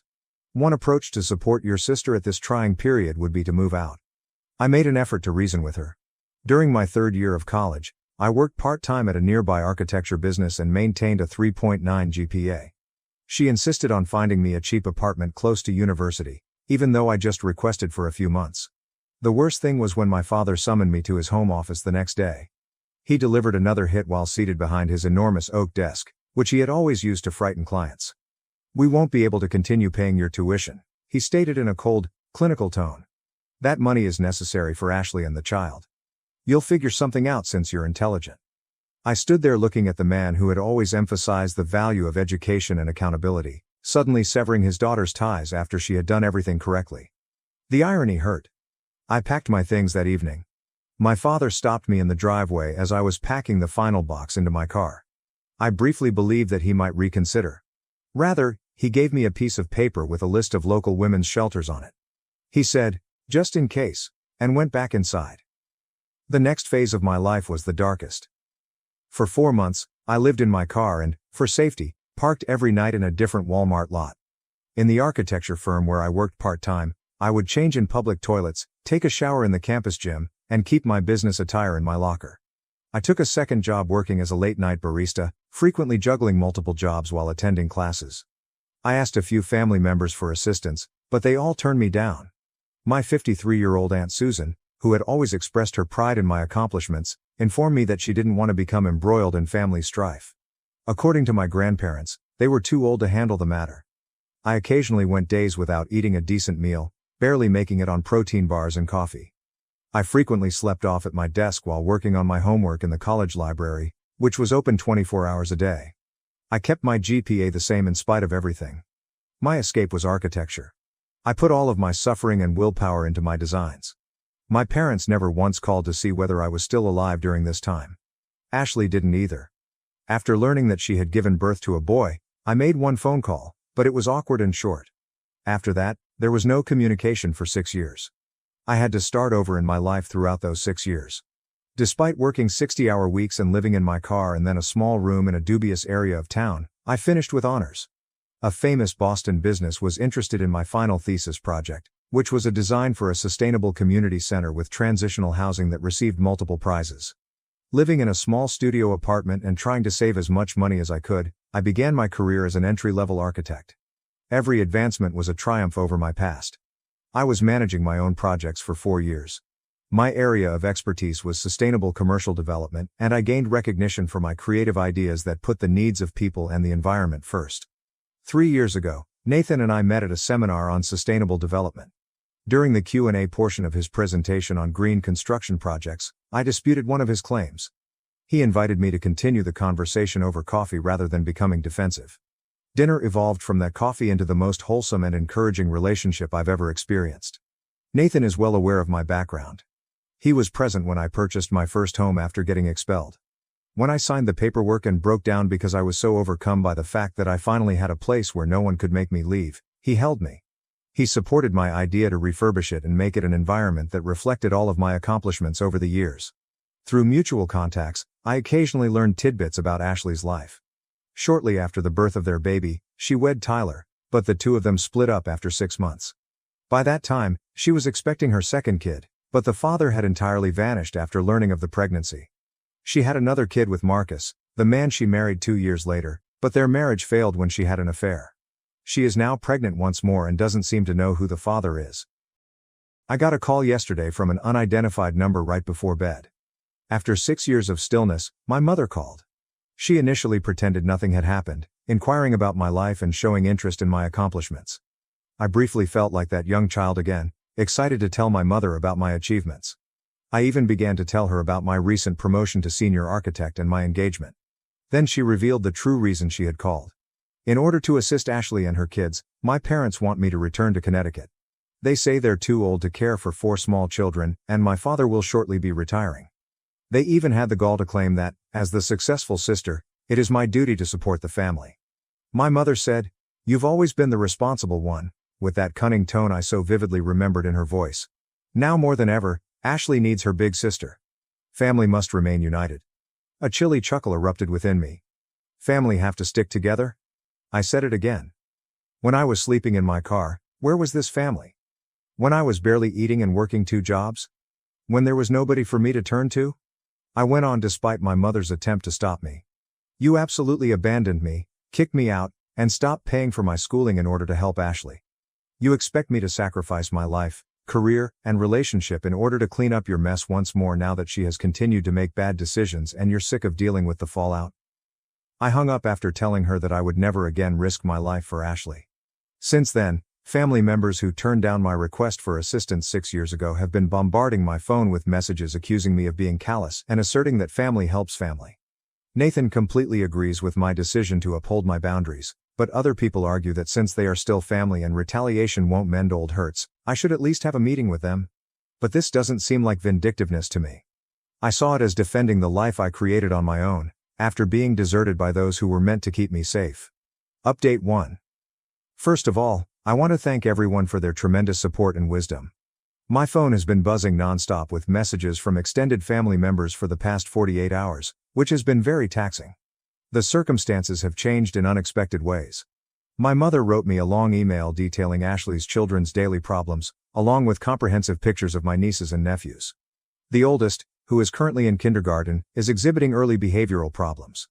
The second child's health issues necessitate regular medical care. Another is on the way, while the third is still a toddler. A communication from an old family friend who teaches at Ashley's old high school was what really got to me. She informed me that in order to pay for Ashley's costs and medical bills, my parents have been taking out loans. My father has delayed his retirement indefinitely, and they have already remortgaged their home. Ashley personally sent a direct message, which was the most unexpected development.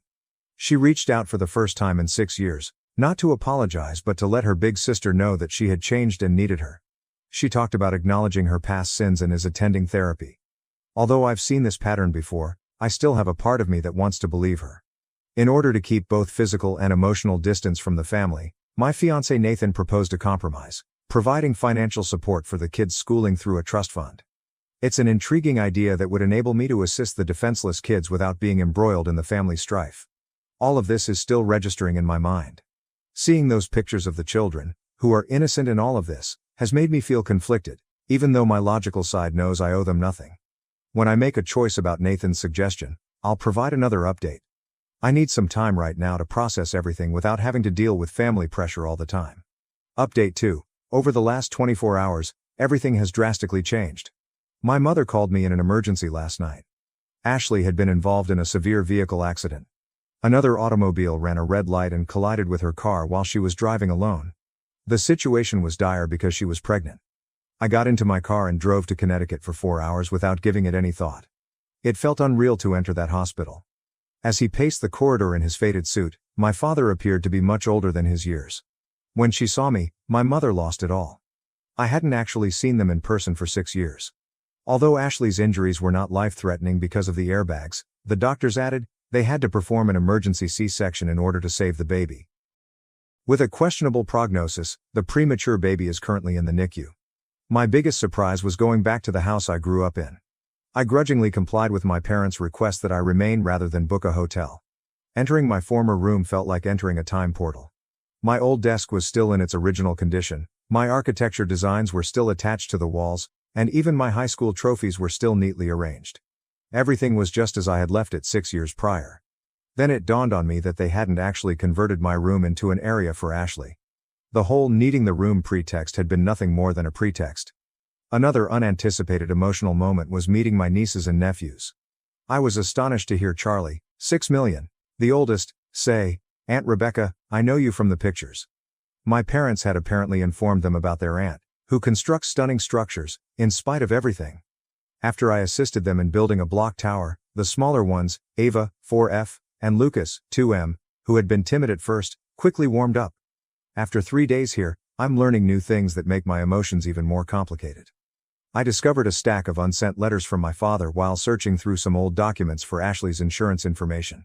They were letters of apologies that he never mailed, all addressed to me and dated throughout the previous 6 years. Tears appeared to have soiled several of them. Yesterday, Nathan flew in to help me get through this. I became aware of how much these children deserve to be free from the chaos they were born into as I watched him engage with my nieces and nephew, using play to teach them basic engineering concepts. Ashley is still in and out of consciousness, but she is stable presently. The baby's condition is still dire. Although I've taken an emergency leave of absence, I have some important project deadlines to attend to in Boston next week. How I feel about things is still a mystery to me. My fury is still there, but it's mixed up with other feelings I can't quite put my finger on. The youngsters who somehow know about me, the preserved chamber, and the unsent letters are all making me rethink how I perceive the previous 6 years. I have to return to the hospital right now to get an update on the baby's health. Next week, when I return to Boston, I will write more. I'm just attempting to live day by day for the time being. Update 3. After spending another week in Connecticut, this time with Nathan, I just got back to Boston. It was a complex experience. Ashley asked me to invite him expressly because she wanted to meet the person who makes her sister happy. The dynamics were revealing and unpleasant. I made a startling discovery while we were there. I discovered years' worth of Ashley's treatment records while assisting my mother with organizing some medical paperwork. My parents never disclosed to me that she had been dealing with bipolar disorder since she was in her teens. Manic episodes occurred at the same time as the numerous pregnancies and relationship problems. This information adds another level of complexity to the process, but it does not justify the way they treated me. The most pivotal event occurred when I spoke with Ashley privately in her hospital room. She was more lucid than I had seen her in years, most likely as a result of taking her medications as prescribed following the accident. She acknowledged that, even in high school, she had envied my success and security. "You made everything look so easy," she stated. And I felt like the family disappointment in comparison. Neither of us missed the irony. Nathan's presence proved to be quite important. I was too deeply invested to notice what he saw. One evening at supper, he pointed out that my father was unable to look me in the eye, displaying signals of intense embarrassment instead of the apathy I had always imagined. Additionally, he saw my mother's tense tendency to begin statements and then stop them quickly, seemingly out of fear of saying the wrong thing. The children now play a big role in my emotional equation. Charlie, 6 million, my oldest nephew, showed me his architectural drawings, which were sloppy but sincere attempts to replicate images of my work that my parents must have shown him. When the younger ones, Ava, 4F, and Lucas, 2M, begin referring to Nathan as uncle, it has a deeper impact on him than he anticipated. The infant will need to remain in the NICU for at least another month, although her condition has stabilized. My parents have been sleeping in the waiting area on shifts, refusing to leave their grandchildren alone, according to a nurse who spoke to us during one of our hospital stays. They appear emotionally and physically worn out. I've made some sensible choices. A family therapist with expertise in intergenerational trauma is what I'm setting up. I've also discussed working remotely for a few days every month with my company. I haven't changed my mind about returning to Connecticut though. I now live and work in Boston. On the way back to Boston, Nathan and I had a lengthy conversation. His statement, "Sometimes the hardest part of healing isn't forgiving others. It's forgiving yourself for still caring," really resonated with me. I've been feeling bad about not being able to control my rage in its purest, protective form, so this really spoke to me. I have a crucial client meeting tomorrow, so I must concentrate. Strangely, at the moment, routine work duties feel both anchoring and inconsequential. After our first family therapy appointment, which is set for next week, I'll provide another update. Update 4, something important happened during my parents' trip to Boston last weekend, so I had to write this update. You read correctly. They traveled to Boston ostensibly to talk about important issues pertaining to the family situation. I initially consented to meet them in a neutral setting, a peaceful cafe close to the public garden. But they persisted in touring my residence because they claimed to be interested in learning more about my life.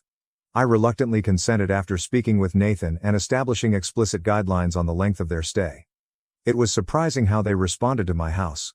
Normally stoic, my father broke down when he saw my architecture awards in my home office. However, their true purpose caught me completely off guard. They produced paperwork that demonstrated they had been covertly putting money aside for me ever since they expelled me. I've never witnessed my father sobbing so much in my life. He clarified that for 6 years, they had established a different savings account and contributed the amount equal to my college tuition each month. It has grown to a significant amount with interest. Their justification? They intended to leave it in their will because they were too embarrassed to deal with me personally. A fierce confrontation resulted from this revelation. I let out years' worth of suppressed rage because I could no longer contain it. Do you think money can fix what you did? I yelled. I lived in my vehicle. I didn't eat. I tried to keep up my grades by working till I was worn out. My father then made a statement that really stopped me cold. We don't expect forgiveness, he stated. We just want you to know that your suffering has haunted us every single day. He then showed me his diary, which detailed all of my accomplishments that he had followed over the years via social media and professional networks.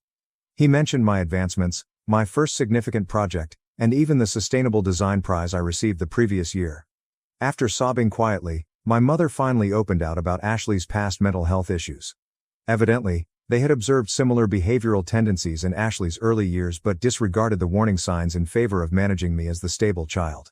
She acknowledged that their parenting style had been completely incorrect.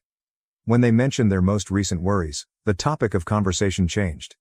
They disclosed that Marcus, Ashley's ex-husband, is attempting to obtain full custody of their child by using the accident and Ashley's history of mental illness.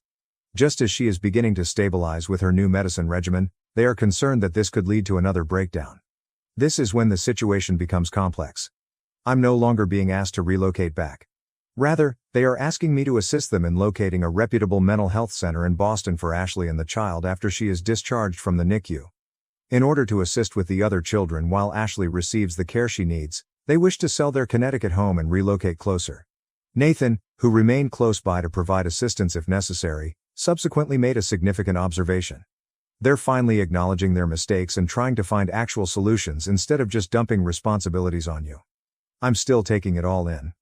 Although the money they saved doesn't change the past, their persistent covert efforts at making amends reveal a level of regret I hadn't previously thought of. My father's journal seems like a heartbreaking reminder of what might have been, a father who was proud of his daughter's accomplishments but was too embarrassed to say so out loud. To learn more about Ashley's custody dispute and what part, if any, I should play in it, I'm meeting with a family law lawyer tomorrow. Additionally, I'm looking into psychiatric hospitals that focus in postpartum mental health treatment. Regarding my assistance with Ashley's treatment plans, I have not responded to them. Although I have a strong desire to uphold rigid limits, I also acknowledge that this could be an opportunity for genuine, structural change in our family's dynamic. This time, with the right boundaries and expert assistance, things could be different. Once I've decided how I want to participate in these new developments, I'll provide another update. Update 5. I've made some decisions regarding my relationship with my family going forward after giving it a lot of thought and attending multiple family therapy sessions.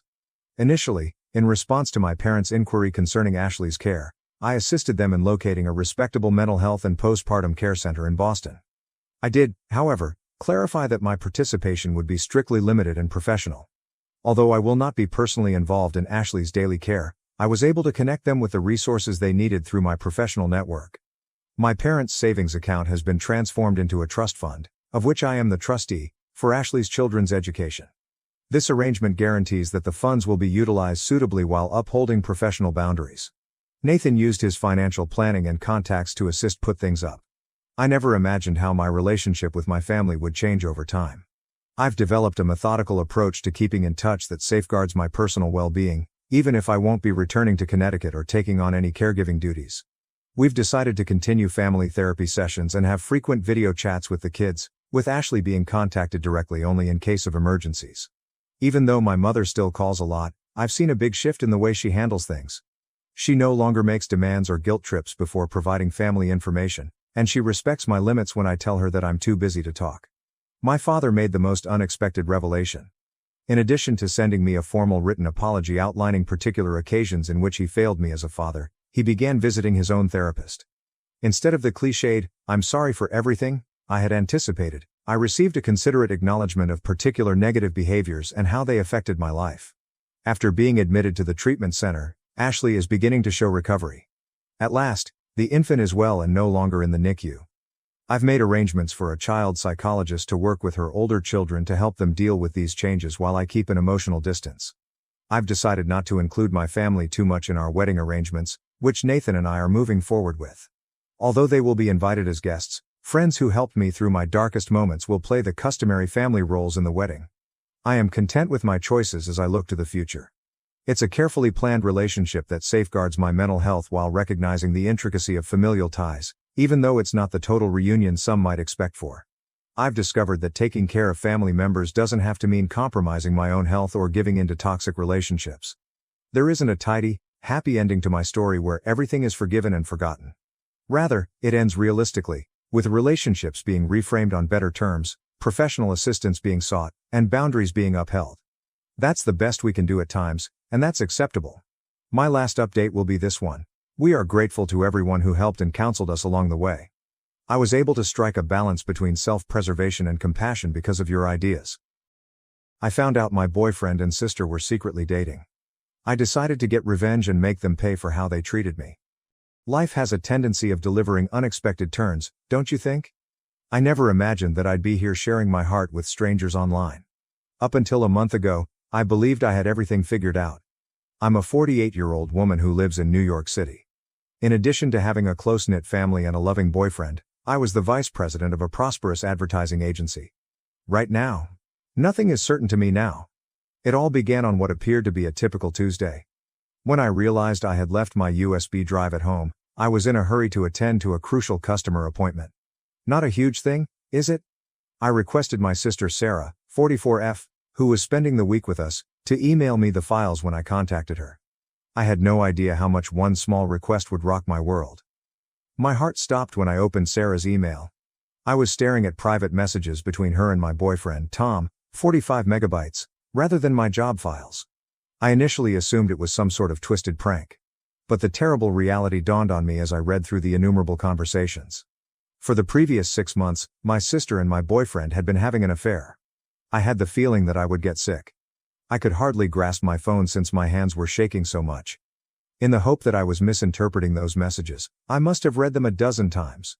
However, everything was in black and white, including the inside jokes, the flirty banter, and the in-depth accounts of their covert meetings. How I handled that client encounter is beyond me. With my mind spinning from everything I had learned, I was operating automatically. I hurried home as soon as it was over, resolved to face Tom. He was sitting on the couch watching TV as if nothing were wrong when I stormed into our flat. My blood boiled at the sight of him, so careless and uninformed. How long? I threw my phone at him and demanded it. After a little period of confusion, his face became pale as he came to terms with what I had witnessed. He stammered, I don't know what you're talking about, but I could see the remorse on his face. Don't lie to me, Tom, I spit out. I noticed the messages. Sarah and you. For what duration has this been occurring? He initially made an effort to deny it, but as I recounted passages from their conversations, he broke down. He finally said, 6 months, in a voice that was almost audible above a whisper. It simply occurred. We didn't intend for it to, he said, but I interrupted. I didn't want to listen to his justifications. 6 months. A half year of deceit and treachery. He was with my sister when I was working late, assuming he was watching TV at home. I became physically nauseated at the prospect. I said, get out, my voice trembling with hurt and rage. I don't ever want to see you again. Tom remained silent. I was left alone in the apartment we had shared for the previous 2 years after he took a few items and departed. I started crying as soon as he left. I wept till my eyes were dry. After that, I sat there feeling empty and numb. How could they harm me like this? Since I was a young child, Sarah has been my best friend and sister. Growing up, we had shared everything: dreams, clothes, and secrets. What about Tom? He seemed like the one to me. We discussed getting married and creating a future together. Everything felt like a lie now. I gave Sarah a call the following day. To comprehend why she would betray me in this way, I wanted to hear it directly from her. I could tell she already knew when her face showed up on my screen. She appeared as though she hadn't slept because of her swollen, red eyes. She began. "I'm so sorry." But I interrupted her. "Why?" With a chilly tone, I inquired. "Why would you harm me in this way?" As she attempted to explain, Sarah broke down and started crying.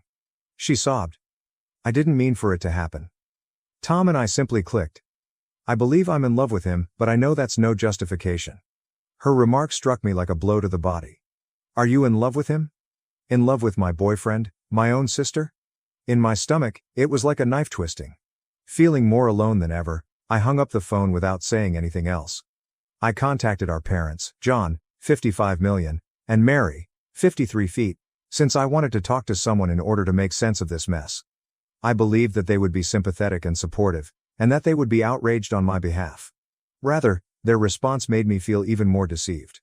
My mom said, "Oh honey," after I told them everything, "Sarah probably didn't mean to cause you any harm. You are aware of her tendency toward impulsivity." What I was hearing was unbelievable. Didn't intend to cause me pain. She spent 6 months having sex with my boyfriend. Now, my father added. "Let's not rush things. The most essential thing is family. If you all get together and have a conversation, I'm confident you can resolve this. Figure this out." Were they sincere? How could I simply forgive and go on from something like this? They obviously cared more about maintaining order than they did about my feelings. On top of everything else, their response felt like yet another betrayal. As the days went by, I saw that I alternated between intense fury and debilitating melancholy. I was unable to eat or sleep. Every time I closed my eyes, I saw Tom and Sarah smiling together over their deception of me. My thoughts were consumed by the betrayal. I wasn't interested in playing happy families, but my parents kept calling to attempt to set up a family gathering to sort things out. How could I ever have faith in Tom or Sarah again? Knowing what my sister had done, how could I sit across from her at the dinner table? Something inside of me exploded during one of these phone conversations with my mother. When I cut her off, she was rambling on about forgiving others and moving on. "No," I firmly answered. "I won't act like everything is fine. They cannot be forgiven for what they did." "But it's not healthy to hold on to anger, sweetie," she objected. "You must." "I need my family to realize how much I'm hurting," I interrupt. "But I'm done because it's obvious that won't happen. I've had enough of Sarah. I've had enough of Tom. And this is the end of our talk." With my heart pounding, I hung up. I had clarity for the first time since this whole nightmare started. I had had enough of being the victim. I had to take charge of my life once more. I scheduled a meeting with a lawyer and called in sick to work the following day. As I told my narrative, Jessica, 50 degrees Fahrenheit, listened calmly and then leaned forward, her eyes concentrated and alert. "You have choices, and you have been wronged," she continued. "Given your professional relationship with Tom, we can investigate this from a number of perspectives, including emotional distress, breach of trust, and potentially even workplace harassment." I sensed hope, something I hadn't felt in weeks, as Jessica outlined possible tactics. Hope for justice, not for forgiveness or reconciliation. I wish I could transform this suffering into something strong. "How about Sarah?" I inquired. "Is there anything we can do to stop her involvement?" Jessica gave a slow nod. "Even though dealing with family members is more difficult, there are still options available to us. We can at least make sure that any assets that the family may have in common are safeguarded." That afternoon, as I walked out of Jessica's office, my head was buzzing with potential solutions. I had a sense of direction and purpose for the first time since I found out about the affair. I was no longer only a victim. I was a lady with a purpose. I took a seat at my computer that evening and began planning. I started by making a list of all the things I wanted to do. I wanted to protect my financial future, reveal Tom's unethical behavior at work, make sure Sarah was held accountable for her activities, and demonstrate to my parents that I wouldn't be coerced or held responsible. I felt an increasing sensation of empowerment as I typed. I had indeed been harmed. I had indeed been deceived. However, I refused to let that define who I was. Rather, I was going to turn this suffering into motivation to start a new phase of my life. I was aware that the path ahead would not be simple. There would be more conflicts and challenging discussions. It's possible that my family won't comprehend or agree with my choices. But I felt strong for the first time in weeks. I was resolved. I made the decision to return to work tomorrow. I would take a proud stance and begin implementing my goals. Sarah and Tom believed they could treat me badly and yet get away with it. My parents believed they could use guilt to get me to ignore everything. They were all going to find out how mistaken they were. I noticed myself in the mirror as I shut down my laptop and prepared for bed. The devastated, deceived victim I had been for the previous 2 weeks was not the lady staring back at me. She was prepared to face any obstacles because she was a fighter. I said in a whisper to my reflection, "Watch out, world. I'm returning stronger than before." For the first time since this whole experience started, I felt completely at peace as I turned off the light and went to bed. I was eager to begin the first day of my new life, which was tomorrow. I'm going to talk to you now, Reddit. Have any of you had a similar situation? How did you respond to it? And how do you feel about my revenge plan? Is it excessive, or is my desire to hold them all accountable for their actions justified? As I start my new path, I would value any guidance or assistance you might provide. Update 1. 2 weeks have passed since my last post, and I would like to express my gratitude to everyone for their guidance and encouragement. Your remarks have been a lifesaver for me at this trying time. I'll give you an update because a lot has happened. The revenge strategy comes first. After speaking with my attorney, Jessica, I made the decision to act in several ways. First, we filed a formal complaint about Tom's inappropriate connection with me and his following romance with my sister with his human resources department. Considering that we are in the same industry, it was a risky move, but I couldn't allow him to get away with it. The reaction was prompt.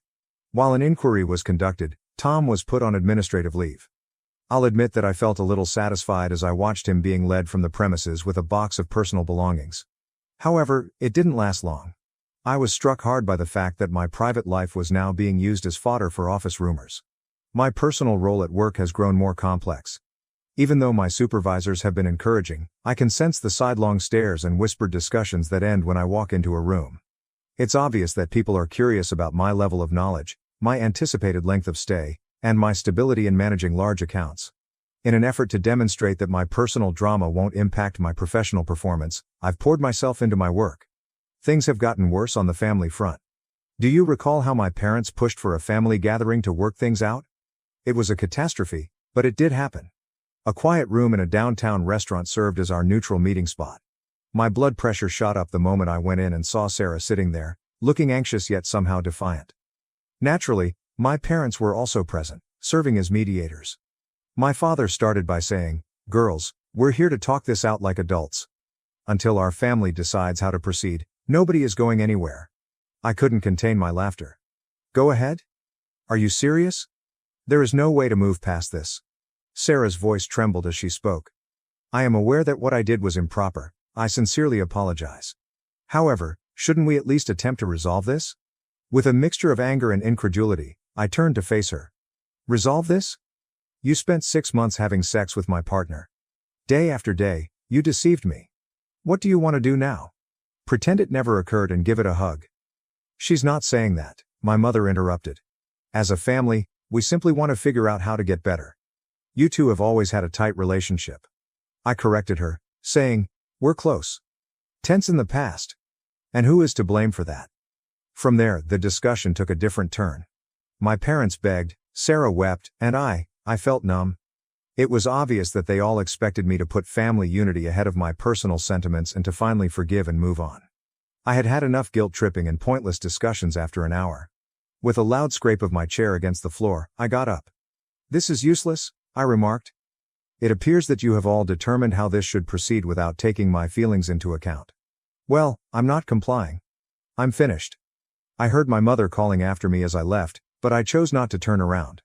I disabled their social media accounts and phone numbers that evening.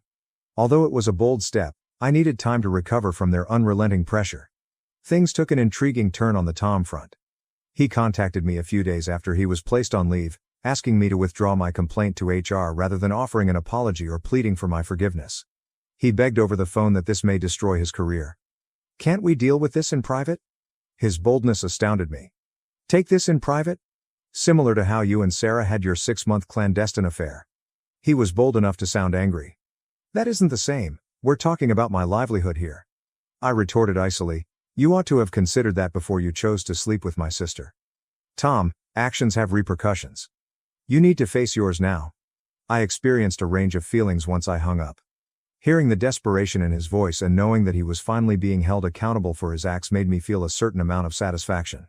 However, I was also worn out from the drama and the continual reminders of their treachery. At that point, I decided. I required a change, a new beginning. I started researching employment prospects in other cities.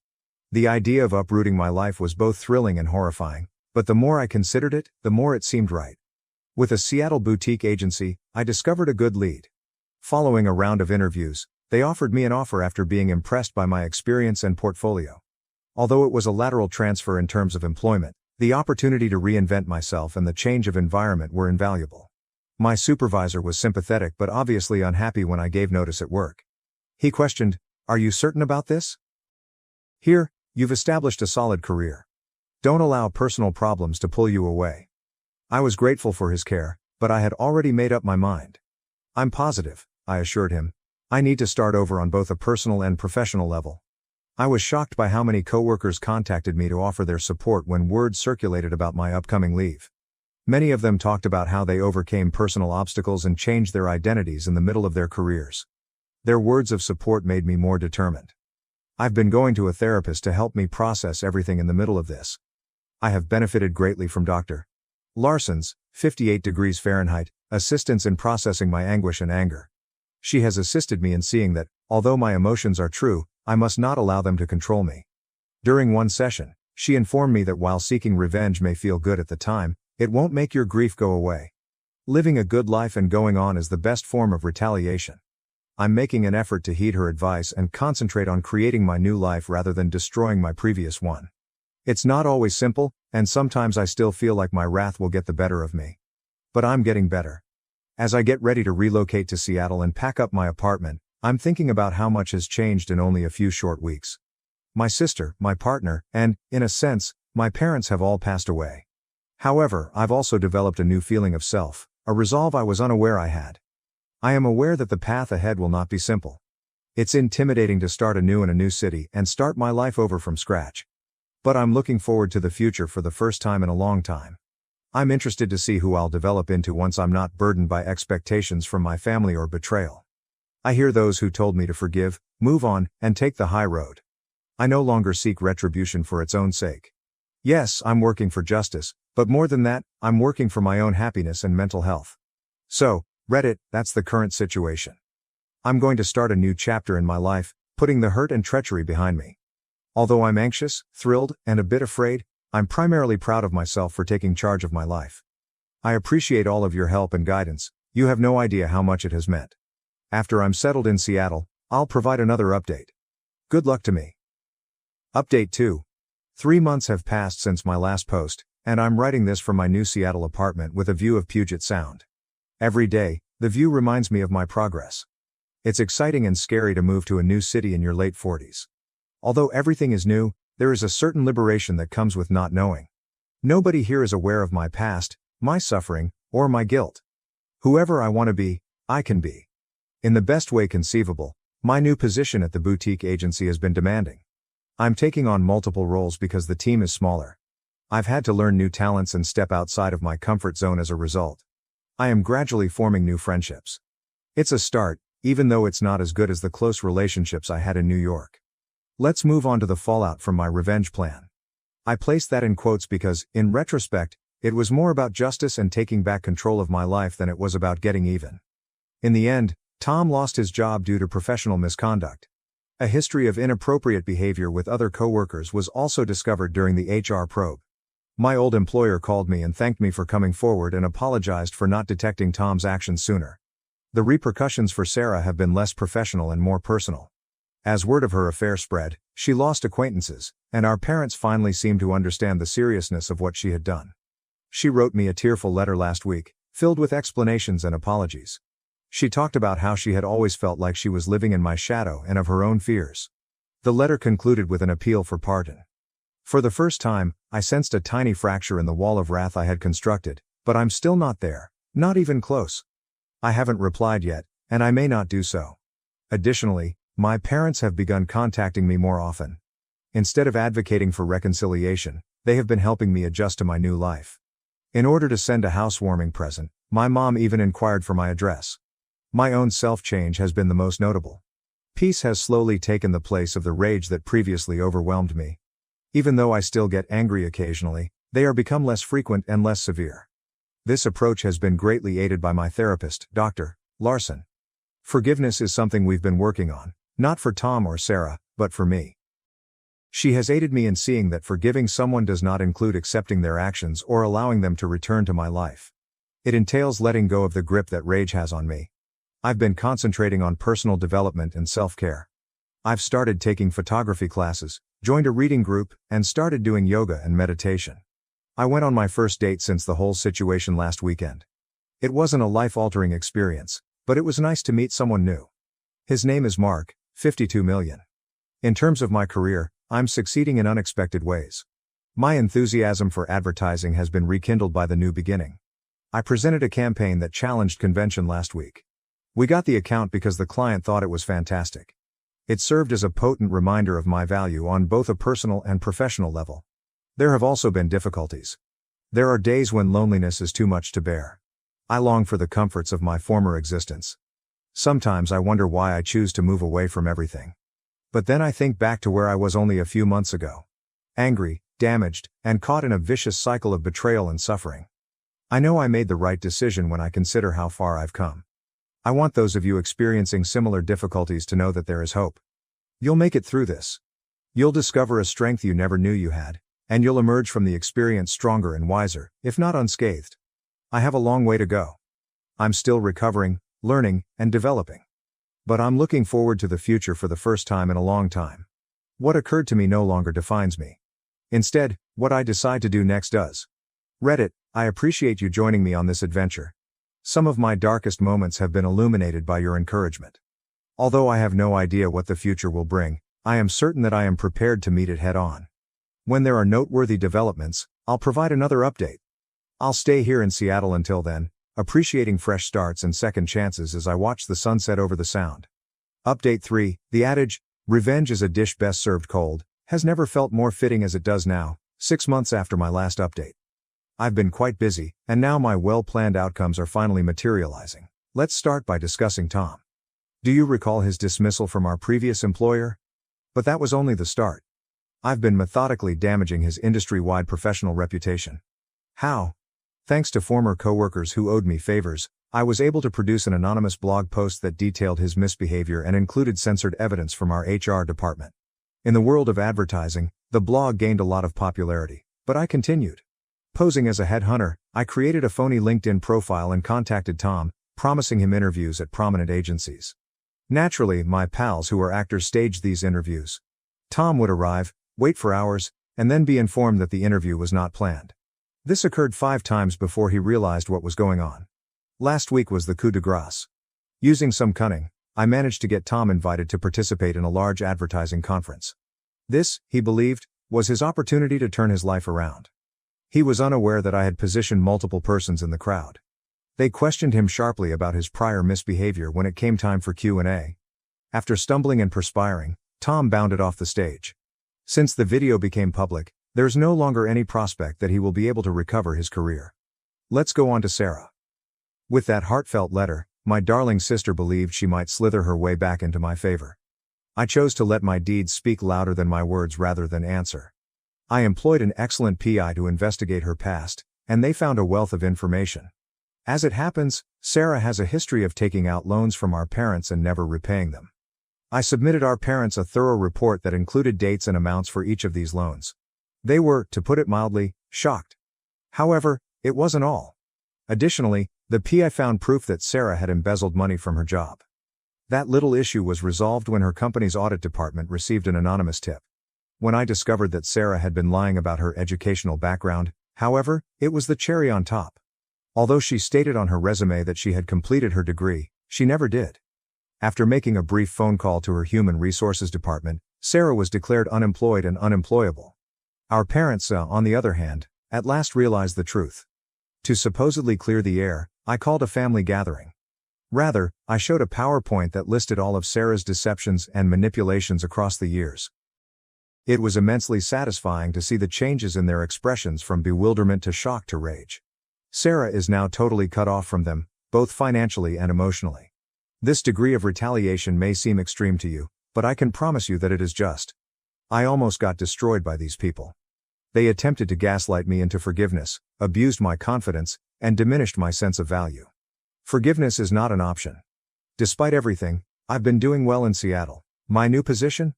I currently lead a boutique agency as its CEO. As it turns out, the owner wanted to retire, and I made him an irresistible offer. It was worthwhile even if I had to spend a sizable portion of my savings. Now, I have the authority to ban Tom and Sarah from a whole industry. My personal life has also changed in an intriguing way. Do you recall the architect, Mark? He has his own spiteful streak, it turns out. He offered some inventive ways to make his ex-wife's life miserable when she cheated on him. We are now allies in life and retaliation. Being with someone who sympathizes with my suffering and encourages me to take action is thrilling. In addition, I have established a support group for those who have experienced familial betrayal. I've gained some wonderful allies, and it's been helpful. We encourage one another, exchange tactics, and sometimes even assist one another in plotting retaliation. I adore it. It's like a book club with a twist. Some of you may be wondering if any of this makes me feel bad. The answer is definitely no. I provided Tom and Sarah the opportunity to express genuine regret and make amends. Rather, they attempted to control me and force me to forgive before I was ready. They are now realizing that their acts have repercussions. I want to respond to those of you who suggested that I be the greater person or take the high road. Sometimes it's overrated. Fire must sometimes be put out with fire. I'm not saying that everyone should follow this route, but for me, it was essential. This retaliation has been empowering, therapeutic, and well worth the effort. I feel a sense of calm that I haven't experienced in years as I sit in my corner office with a view of the Seattle skyline. The rage that used to devour me has given way to contentment. It feels amazing to be in charge of my story now. Remind yourself that you don't have to be a victim if you find yourself in a similar circumstance. You don't know how powerful you are. Don't be scared to use it, but use it carefully. My last update will be this one. I'm ending this chapter of my life by making sure that the people who harmed me never forget what they did, not by forgiving and moving on.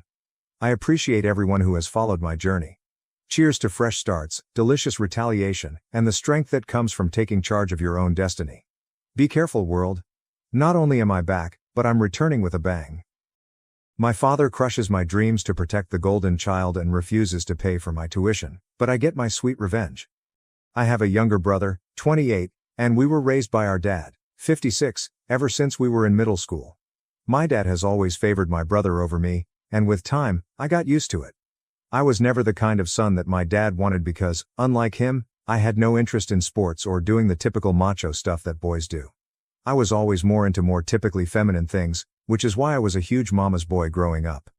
I loved everything to do with the kitchen, reading books, and even singing. My dad tried to make me play football with him, but I was no good at it, so gradually we grew apart. My brother, on the other hand, was exactly the kind of son that my father wanted. He was a rough and tough boy, not afraid of getting dirty while playing or even getting hurt. He was the perfect son for my dad, and it was very obvious that he loved my brother way more than he loved me. He'd always have great things to say about my brother but never me. My mother, however, never played favorites. She was fair to both of us, and that's why I loved her more as well.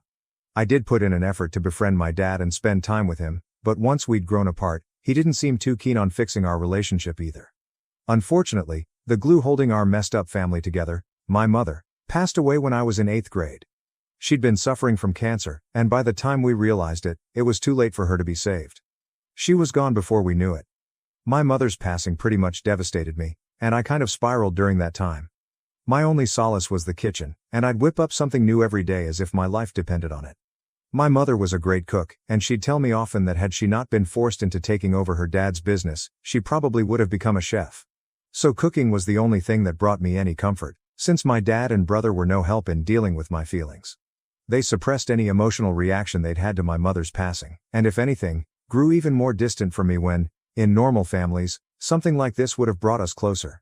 My fixation on cooking pissed my dad off even more, and he'd keep bugging me to get out of the damn kitchen and do something more manly. One day, when he'd had enough, he even told me that if he saw me in the kitchen again, he'd make me do all the other household chores as well. He told me to be more like my brother and man up, which ended in a huge fight where I told him he never loved me, and he agreed to it.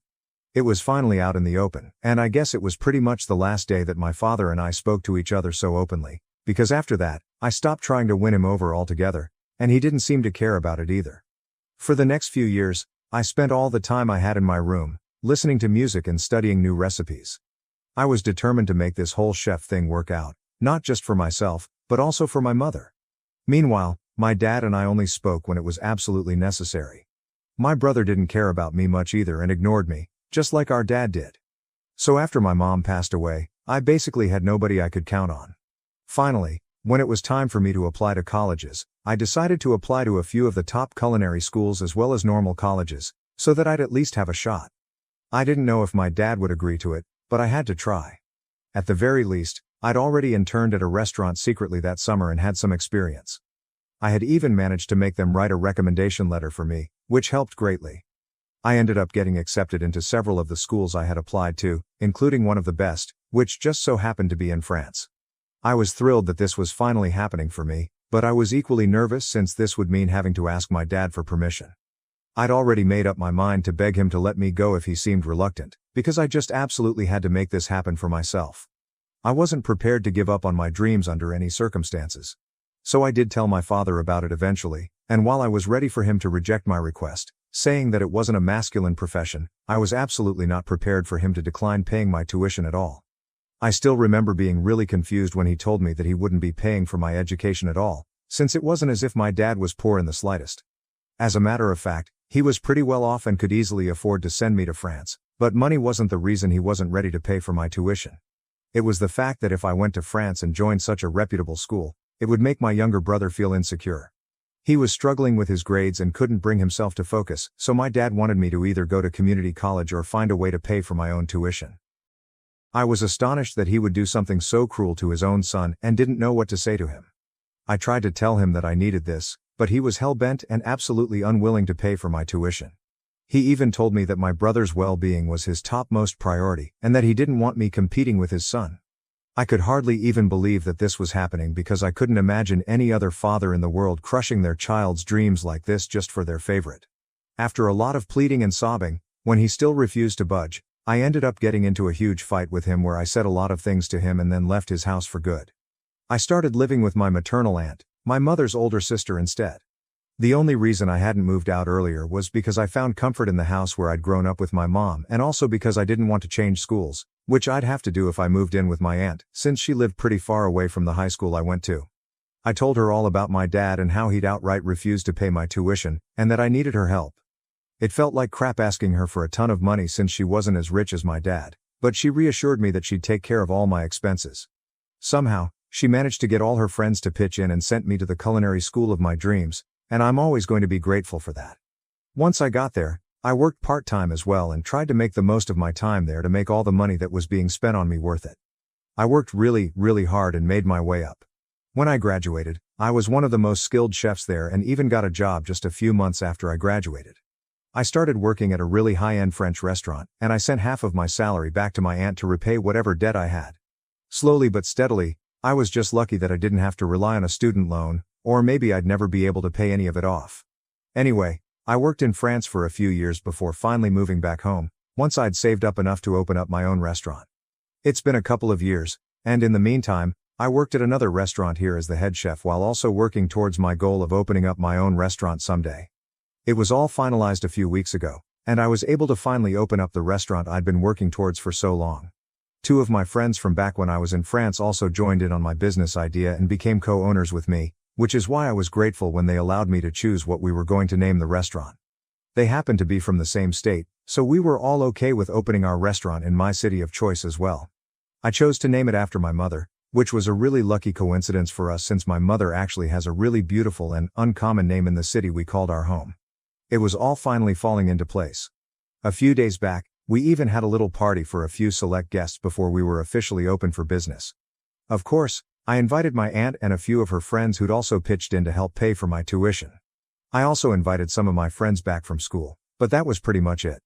I didn't invite my father and brother because of obvious reasons.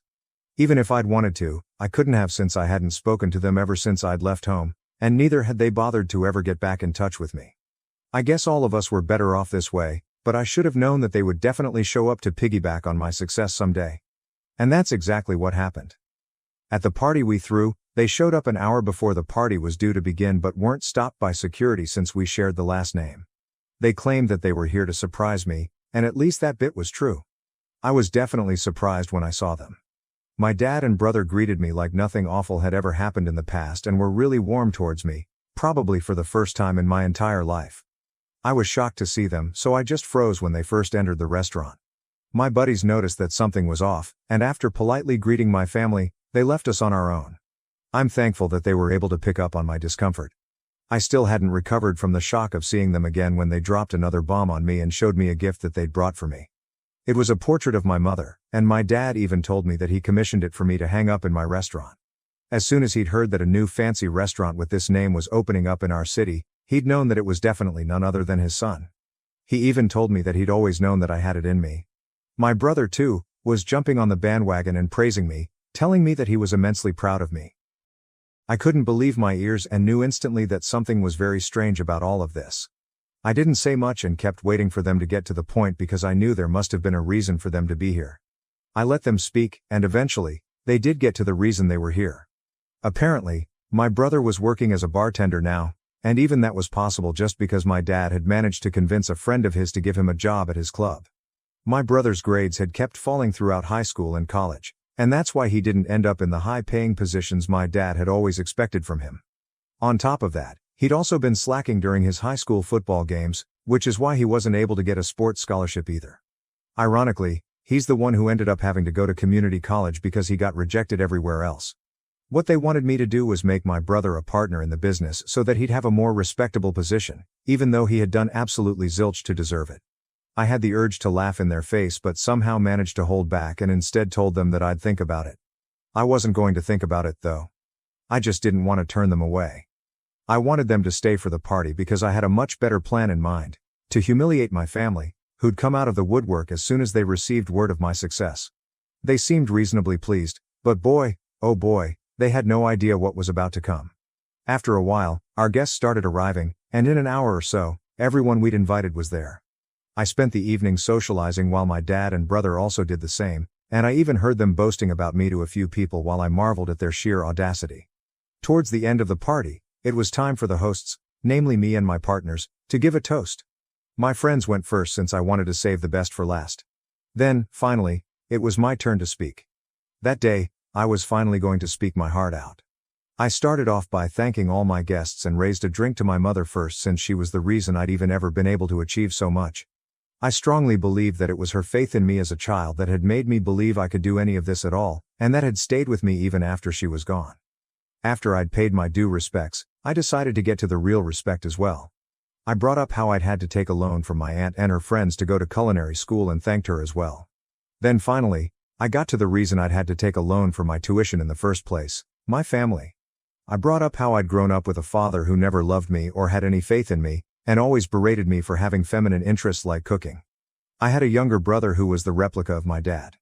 I told them all about how my dad had refused to pay for my tuition out of fear that I'd end up becoming more successful than my younger brother, who was his golden child. This is why I ended up leaving home, but despite all odds, I was able to rise and become who I am today. So in a way, they did deserve some credit for creating all the hardships I've had to face. Otherwise, I never would have found out how resilient I was. A lot of people shot my dad and brother the nastiest looks they could manage while I was saying all of this, and even they had the good sense to at least look ashamed, even though I knew that they didn't feel that way in the slightest. Anyway, I then walked over to my dad and brother and actually hugged them, putting up the same pretense that they had when they visited me today. "Two can play this game," I announced. Because you'd shown up to celebrate my success today, I'd forgiven them for whatever had happened in the past, and I was even ready to give my brother the job of a bartender at my restaurant. To other people, this obviously seemed like a really emotional reconciliation, and they ended up actually clapping for me at the end of my speech. There were a few wolf whistles. Only my family and I knew that this was nothing more than an attempt to humiliate them, which I'd done quite successfully. But they had to smile and act like they were super grateful for what I'd done since they couldn't exactly storm out angrily, which is exactly what they wanted to do. After a while, when the crowd had cleared out and it was finally time for us to go home, my dad and brother confronted me right outside my restaurant. They were furious, and I swear there were angry tears in my brother's eyes. They demanded an explanation for what I'd done. If I'd never intended on making my brother a partner, then I should have just turned them away as soon as they arrived. I just laughed and told them that this was my form of paying them back for everything they'd done for me over the years. This is exactly what you deserve.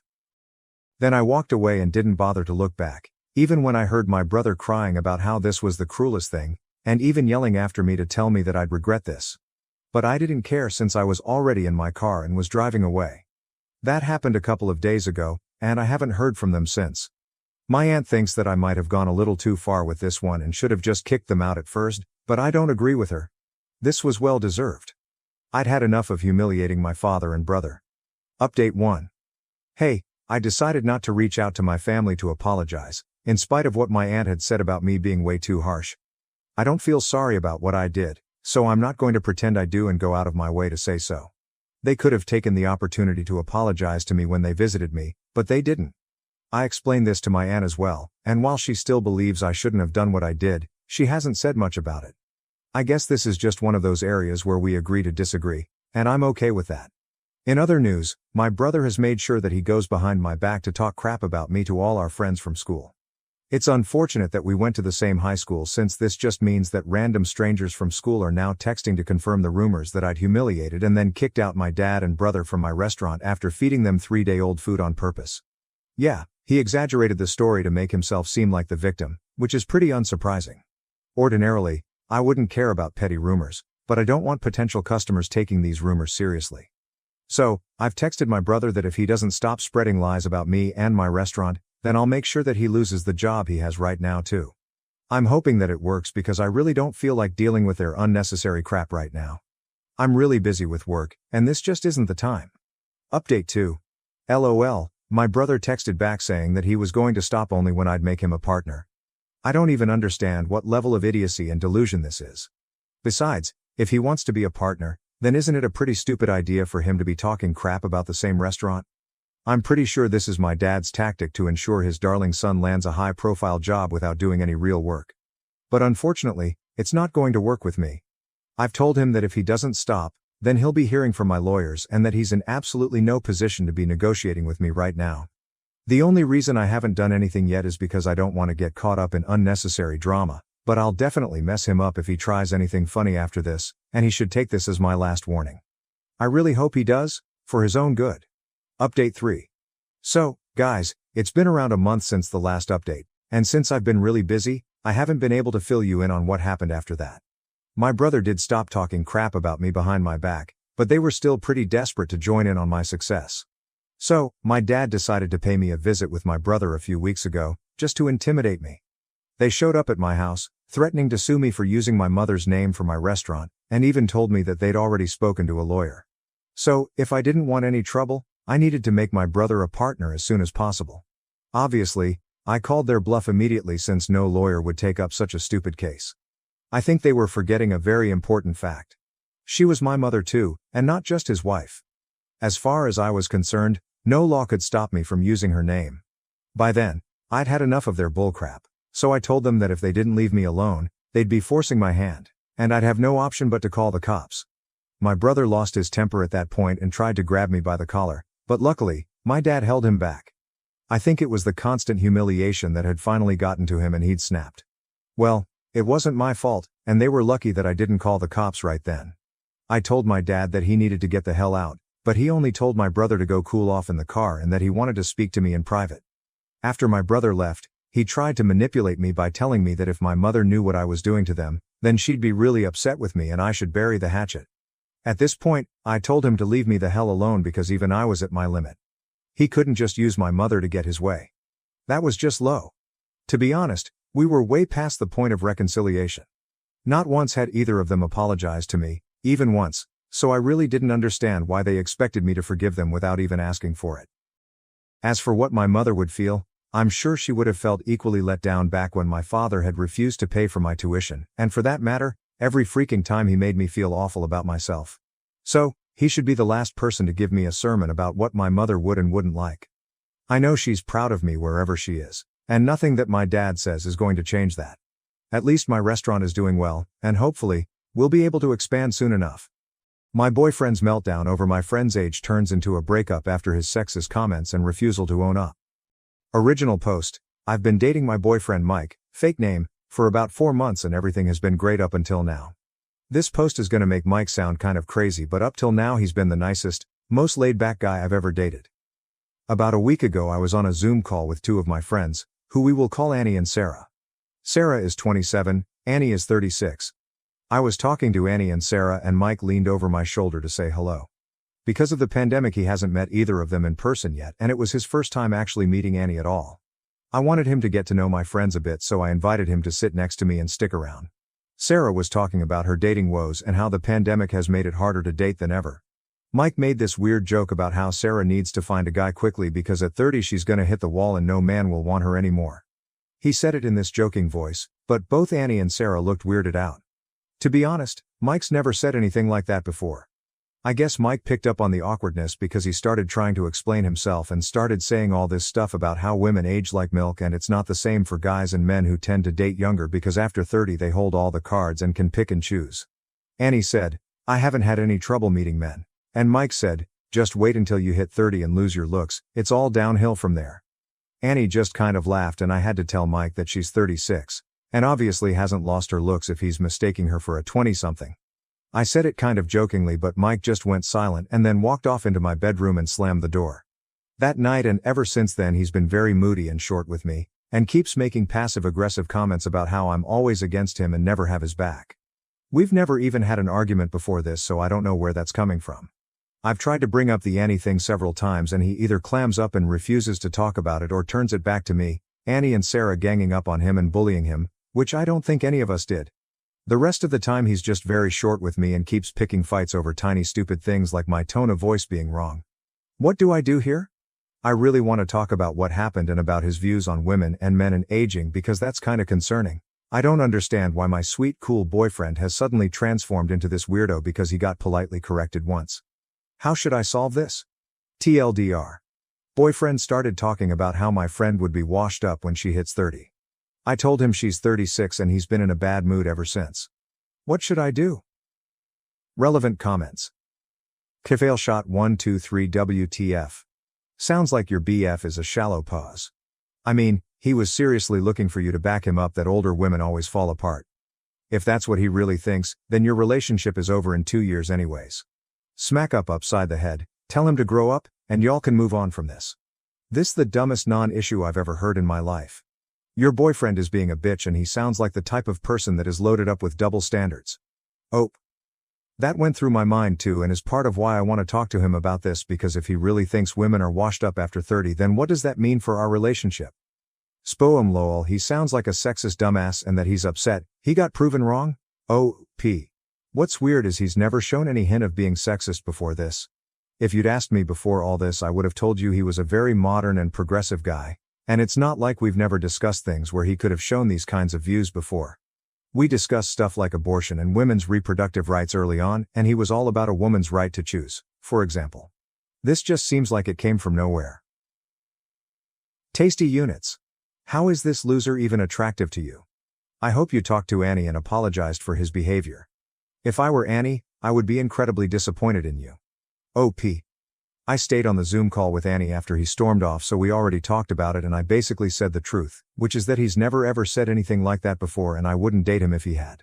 Annie seemed to find him saying all that stuff then getting her age wrong incredibly funny actually, but yeah, I did apologize for what Mike said to both her and Sarah. Deleted. Once I heard the phrase, when people show you who they really are, believe them, it changed my life. Listen to who he is showing you he is OP. Edit. To give credit, it's a Maya Angelou quote. Thanks to everyone that told me. OOP. I think I'm going to take your advice. It makes me sad because he really seemed so great up until now, but I guess this is a lesson to me that you can't always trust the first impression you get of someone. I texted him that I want to talk, so I guess either he can respond and we can have an actual adult breakup in person or he can keep ignoring me and get dumped by text tomorrow. Update. First of all, I want to say thank you. I didn't expect my post to get such a big reaction, but seeing everyone basically unanimously tell me Mike was bad news was the wake-up call I needed. As a matter of fact, it was actually Sarah who told me to make the post. She didn't like Mike at all after that Zoom call, and I had been kind of pushing back when she suggested I end the relationship. She didn't sound surprised at all when I told her Reddit unanimously said he was bad news. I think she was probably thinking I told you so. I also called my dad after the Reddit post, and something he said basically cemented my decision to end it with Mike. He and my mom are the same age and have been happily married for 30 years. He said, if you stay with this man, then on your 30th birthday you're going to be worrying he'll never find you beautiful again instead of celebrating the milestone. Don't waste your time with someone like that. Every time your mom has her birthday, I feel happy that she's choosing to spend another year growing older with me. And basically, that's what I want. And obviously I wasn't going to have that with Mike. Anyway, long story short, I did break up with Mike. I texted him asking to meet up and talk, and when he asked what about, I told him we needed to discuss the Zoom call and how he'd been acting this week. I got more of the same stuff about how I'm a bully and ganging up on him, and he wants an apology from me, and even though I had wanted to do the breakup in person, I realized he was going to keep trying to turn it around into being my fault, so I just told him over text that I didn't want to see him anymore. He sent back, whatever. Grow up. And hasn't contacted me since. So that's that. Not a very interesting update, I know. But even though a big explosive argument might have been a more interesting update, I'm kind of glad to have avoided it. TLDR, I broke up with Mike. Relevant comments. Theora4545. Good thing done. Now for her to reconcile with her friend and tell her dad what great support they both are.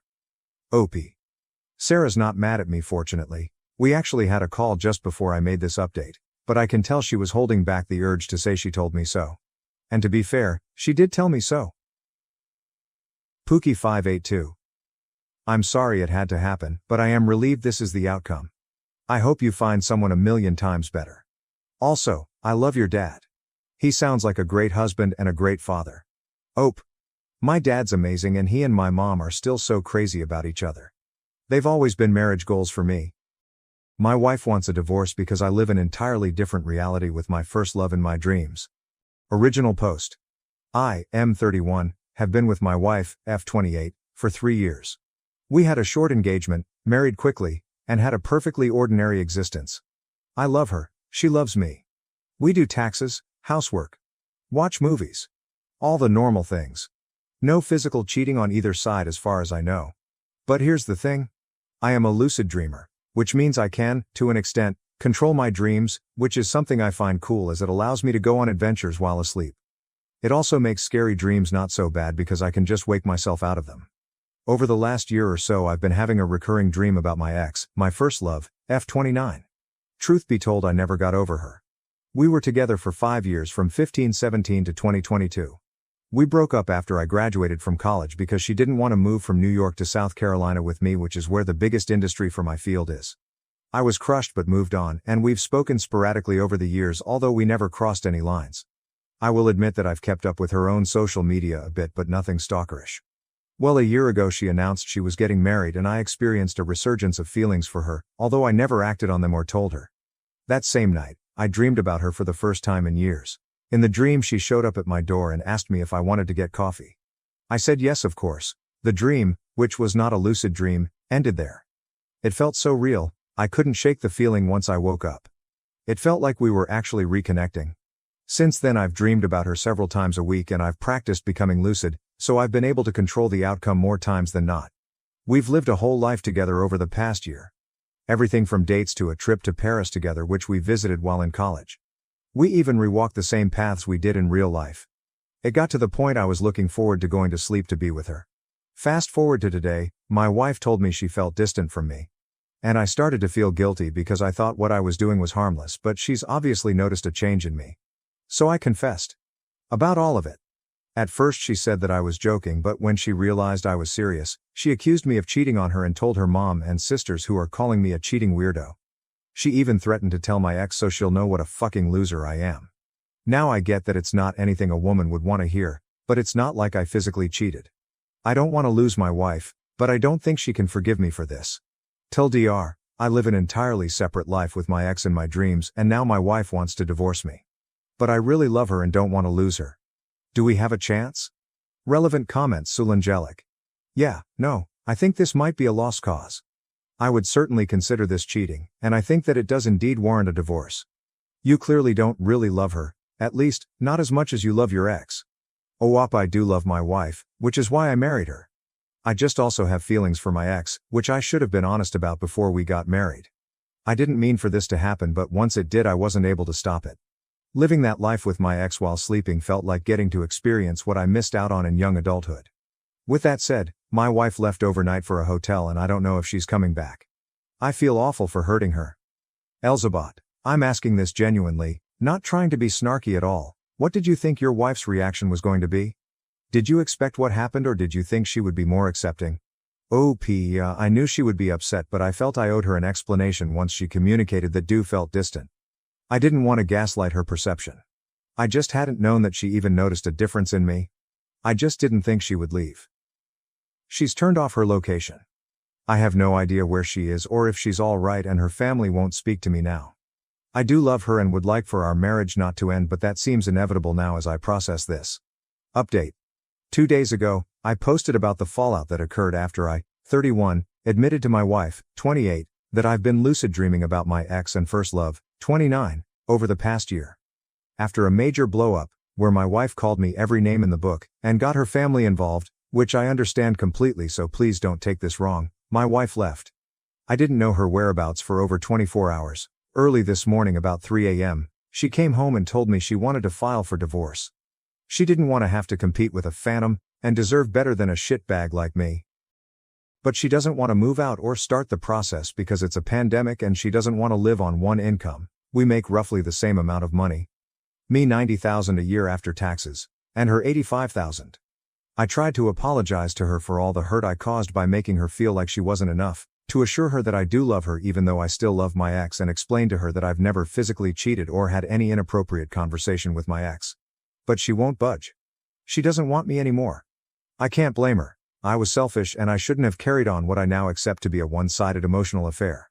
So I agreed to stay together, for financial purposes, for 2 years, or until the pandemic is over, whichever comes first. But she kicked me out of our bedroom and basically claimed the second floor for herself. There's so much tension in the house right now, so I left as soon as the sun came up and went to a coffee shop to do some work. While there, I received a message on IG from my ex that my ex-wife sent her a long message from her own account telling her about everything that I told her. I froze because I hadn't spoken to her in a long time. But she saw that I had read the message and followed up an hour later, telling me she needed to know the truth. So, again, I confessed, expecting to be berated and called a loser again. Because I had nothing else to lose. But she didn't think that my dreams about her were weird or creepy. She thought it was sweet that I still loved her, especially with her knowing that I'd never tried to have inappropriate conversations or force my way into her life. I'm aware that her not condemning my actions doesn't make them right or take away from the hurt I caused my wife, but knowing she didn't think negatively of me made me feel better. We messaged back and forth for a couple of hours, talking about our relationship and how it ended and the choices we made. In that, I learned that she and her fiancé called off their engagement a few months ago. I also told her my wife was going to divorce me because of the revelation. She expressed her condolences and that was the end of the conversation. I'm home now and I can't help but wonder if this is the universe's way of putting my ex and I back on the path to reconciliation. Hate me if you want, but I made a mistake and I hurt my wife and my marriage is over now. Or going to be. But knowing that the person I ruined my marriage over doesn't think I'm the scum of the earth is worth its weight in gold. I don't know what will happen now. But I can't imagine a friendship with my ex won't blossom from this, at the very least. I know this won't make my wife happy since she contacted my ex to further shame me, but I may just not tell her. We are, after all, divorcing. I hope the next few months and years can result in healing for both my wife and myself, and that we'll both live happy, fulfilled lives. TLDR, I live an entirely separate life with my ex in my dreams and now my wife wants to divorce me. Now my ex and I have reconnected. Relevant comments, deleted. I hope you don't take it out on her when you realize that your old flame isn't the person she was in your dreams. Because that was you. You were in love with another version of you. She'll be someone else entirely. Oh, but I'm also a different person. And I wasn't in love with myself. The love for her influenced the dreams. Deleted. When I say she'll be someone else entirely, I don't mean that your ex will have changed since you last knew her. I mean that your ex, in actual, real life, will be someone other than the person you spent so much time with in your dreams. That person in your dreams was not your ex in any meaningful way. She was an amalgamation of your memories of her, patched together using new material you created out of whole cloth to please yourself. She won't ever be able to live up to the fantasy you constructed, because the fantasy woman was you. The things she did and said were things you invented, just like every character an author writes is a version of themselves. You've invested countless hours and serious emotion into a character you created, who is really only loosely based on your ex. Since a real woman can't read your mind like a dream character can, and because a real woman doesn't exist only to make you happy, she will not, in real life, be the same person from your dreams. That may be disappointing to you when you realize it, so try not to take it out on the girl. OP fair. But I'm not expecting her to be. The dream could never compare to the warmth and love she radiates in real life. It was a coping mechanism. Real life will be better. I love sharks 101. You sound absolutely obsessed with this woman, and to be honest it's quite disturbing. I imagine much of who she is has changed over the years. What if she's not the person you remembered? She will never compare to the fantasy, and honestly your obsession over her perfection is rather frightening. My wife confessed to cheating on me for 4 years because she was bored and left me for weeks. Now she wants me back. For 17 years, my wife, 39F, and I, 40M, had been wed. Our 3 girls are 11, 13, and 15. We have been together for around 23 years and were high school sweethearts. Although I don't know much, this is the only information I know. 3 days ago, my wife returned home from her job. On the 4th day, she had to go to work, but first she quickly packed an overnight bag and departed. Our oldest daughter was home when she left, so that's the only reason I know this. My wife was sobbing and upset that she was hardly able to speak when she tried to talk to her. She was on the verge of panic. None of our calls or texts are getting a response from her. I immediately called her parents, who eventually replied that my wife is safe with them and urged me to be understanding and patient. They only said that. I attempted to get in touch with her brother, sister, and a close colleague. Her brother claimed to know nothing, and her coworker claimed that 3 days prior, she had arrived at work in the morning but had left by midday. She only knew that. There hasn't been any communication with my wife or the children since. We're not hearing anything from anyone. I'm trying to get by without her here with my 3 daughters. All I can answer when the kids ask me what's going on or what happened with mom is that she's with grandma and grandpa and that we should be understanding and patient. I can't help but want to swiftly load up the kids and head over there without warning. Sitting here in limbo is terrible, and it's just 3 hours away. The children believe we got into a heated argument and are divorcing, but that couldn't be further from the reality. We never argue. The children are aware of this. I'm not sure what's happening, but could someone please explain it logically? I'm trying to handle everything without her, but my current mental condition has me thinking in circles. Your spouse would be the first person you would notify if someone died. My wife would be the first person I would turn to for assistance if it were me, though it's possible that some old trauma was triggered. We don't know anything, nothing makes sense. I sit here in limbo with the girls, unsure of what to do. Nobody is telling us anything, and none of us know anything. It makes me anxious, afraid, irate, etc. Almost every feeling imaginable in this circumstance. Is there anyone who can think of something reasonable? Why would you do this to your family? Update 1, I apologize. I don't know much about Reddit yet, not much to share. Because I'm not really sure how to do it, I don't know how to connect my previous post. I didn't sleep last night, it was a long night. I apologize for the brief update. I read every thread yesterday and into the night, but I don't plan on using the computer much today. Today, we finally read the responses. I'll just state my knowledge and stop there. I ended up calling the cops last night as my father-in-law didn't call. A wellness check was conducted, as many of you recommended. I won't go into the storm of problems that resulted from this, but my wife has been having an affair for at least 2 years, if not more. Everyone was right. The other man reportedly died that night after suffering a heart attack on Tuesday.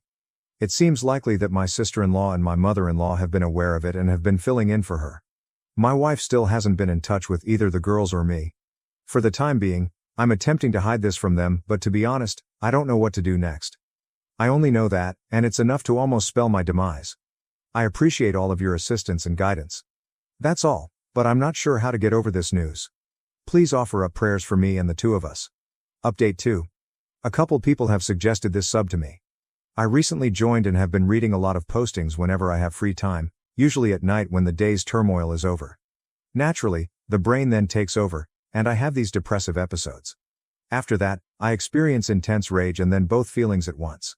It's almost impossible to sleep. Then, like a zombie, I go about my day. All the acronyms are something I'm attempting to learn. I suppose Friday was my D-Day. I initially believed my wife's affair to have lasted 2 years, but it now appears highly probable that it lasted longer. She had known the man she cheated on with AP for some time. The disclosure came after he sadly died of a heart attack. With the assistance of my eldest daughter, I continue to conduct research. I'm not yet ready to post about a lot of topics. I honestly didn't intend to keep posting about my predicament, but so many people have given me so much support and guidance that it's practically therapeutic. Knowing that so many other individuals are going through this kind of pain is painful. I'm so sorry for that. Yesterday and today, I had meetings with 2 different attorneys to go over my alternatives. I also made several calls about treatment, but where I reside, wait periods are really lengthy. I'm making an effort to follow many of the advice given by others, such as abstaining from drinking, although I don't and never have. Taking care of myself, exercising, etc. For someone my age, I'd say I'm in excellent shape, but right now I struggle to find the motivation to work out. I recognize that a lot of you will want specifics, like who, what, when, and so on, but please know that I'm simply not yet ready to go into all of that. It feels like a new bomb goes off every day, and all I want is some guidance on one item so that I might be able to get some sleep. My wife, the mother of my 3 lovely girls and my best friend since high school, was everything to me. We shake hands in secret and share inside jokes. Everything is gone. Everything. It's simply gone. I get really depressed when I reflect back on all of our years together, including every milestone and every laugh. It is incapacitating. It seems like she didn't care about any of it, and now she won't be in my future. Naturally, the how could you question then surfaces, and I am seized with an insatiable rage. I pound the mattress and scream into my pillow till my arms hurt. The cycle is terrible. I only go to sleep because I'm so tired, and when I wake up the mind games start over. My girls, who have been attempting to care for me as if they were my parents, receive all of my energy. They aren't treated fairly. After learning about the affair, how did you all sleep? With just your thoughts, how did you cope with the emptiness and silence at night? Aside from my daughters, I've determined that sleep must be my top priority in all of this. I'm hoping you can help though, because I simply can't. Many thanks to all of you. Update 3. I apologize for my relative inexperience on Reddit. A little more than a week has passed since my D-Day, however I'm not sure how much of my circumstances I should reiterate or repeat. I've since discovered that my wife's affair lasted for more than 4 years. No precise time frame yet. It most likely began emotionally before becoming bodily. I'm also interested in how the epidemic and lockdowns affected this. I might or might not find out the answers. In any case, my in-laws unexpectedly came to visit their grandchildren yesterday. Since the start of this ordeal, Del EW has been staying in their house, which is utterly ridiculous. Naturally, they greeted the girls for a total of 15 minutes. I have 3 girls with my wife. They then requested a private conversation with me. As you can anticipate, the chat was lengthy. I don't want to go into detail about it in this piece. In any case, my wife wants to return home but is scared of the consequences of her behavior and is unable to confront her past. Her parents also conducted extensive research to find out if I intended to file for divorce. They put a lot of effort into persuading me to forgive my wife and keep the marriage together. They wanted my wife out of their home, but it was also obvious that they were extremely humiliated and ashamed. The conversation was quite polite and courteous. I acknowledged that I misled them by claiming that I was unsure of my future intentions since I intend to get a divorce. However, I fear that if I tell my wife, I will never get the truth. And I might never understand. However, if at all feasible, I would like her to sit in front of me and explain everything. I want her to look me in the eyes and tell me everything after we've been married for 17 years, been together since high school, had 3 children, made innumerable memories, and experienced everything together. Additionally, I want my children to understand that I offered her the chance to apologize, explain herself, and resolve the situation as responsible adults. I'm constantly trying to decide which course will be best for my children. I'm not sure, perhaps I'm not doing it correctly. I can't legally bar my wife from our house. The attorney was extremely explicit about that. Therefore, even if I really don't want this right now, I can't stop my wife from coming home. In fact, my girls and I have begun to establish a pleasant routine. I therefore made a demand that, in my opinion, would be impossible to fulfill for some time. If, when my wife sat down with me face to face, looked me in the eyes, and told me everything about her affair, from beginning to end, without hesitation or more lying, I told her she may come home. She would next need to meet with the girls, provide an apology face to face, and respond to their inquiries. It's only fair, I reasoned, Since they already know. Once more, she is legally free to return home anytime she pleases and is not subject to any obligations. However, I might be able to take advantage of her fear of us. Is that incorrect? Here, I'm not attempting to be cunning or dishonest. I simply don't want to live together just yet. If I can postpone it, our state has a 90-day waiting period before a divorce may occur. In any case, she will inevitably return home. Life will continue despite this disaster, and ultimately we will both need to return to our jobs. I simply wish to extend it in order to plan and improve my emotional and mental well-being. My wife says she doesn't want a divorce, but she has been texting the females. She apologizes to them over and over again. The texts have been shown to me. She inquires about me every day, and the truth about what she has done to us is really getting to her, especially in the past few days. How can I handle this? Was my request stupid? My wife is probably going to return home sooner rather than later. Right now, I have faith in my future. This doesn't scare me because I know it will happen eventually. As we proceed, I simply want to choose what's best for my girls and subsequently for myself. I am grateful to everyone who has been providing support, guidance, and encouragement. Update 4. I apologize for the length, but I just need to get this out of the way. It will be a bit of an anticlimax. Despite the awful weekend, my wife returned home yesterday. As the week progressed, there was a fair lot of build-up to it. Normally, when she walked through the doorway, I would embrace and kiss her, but this time, there was just this incredibly awkward tension between us. Before she spoke, she really approached me and attempted to embrace me, but I turned her away. Unbelievable. As though nothing had occurred. Naturally, I begged her to tell me everything after she calmed down. She stated once more that she is not yet ready. The outcome was the same when we chatted on the phone earlier this week. She simply reiterated that she wasn't prepared for that when I maintained that the only requirement for her to return home was that she loved the family enough to justify her absence of over 3 weeks. I took a few long breaths and tried to gather myself, even though it took a lot to keep from screaming at her. I didn't succeed. I abruptly stated after the first of many lengthy pauses that she had been having an affair with a coworker for more than 4 years, that she had planned to leave me for another man, that she had ghosted her entire family, and that she now enters the room without meeting the one requirement I had requested, and that I wanted a divorce. I suppose this is where the strangeness began. It was clear from her facial expression and body language that she was unaware of my level of knowledge regarding her affair.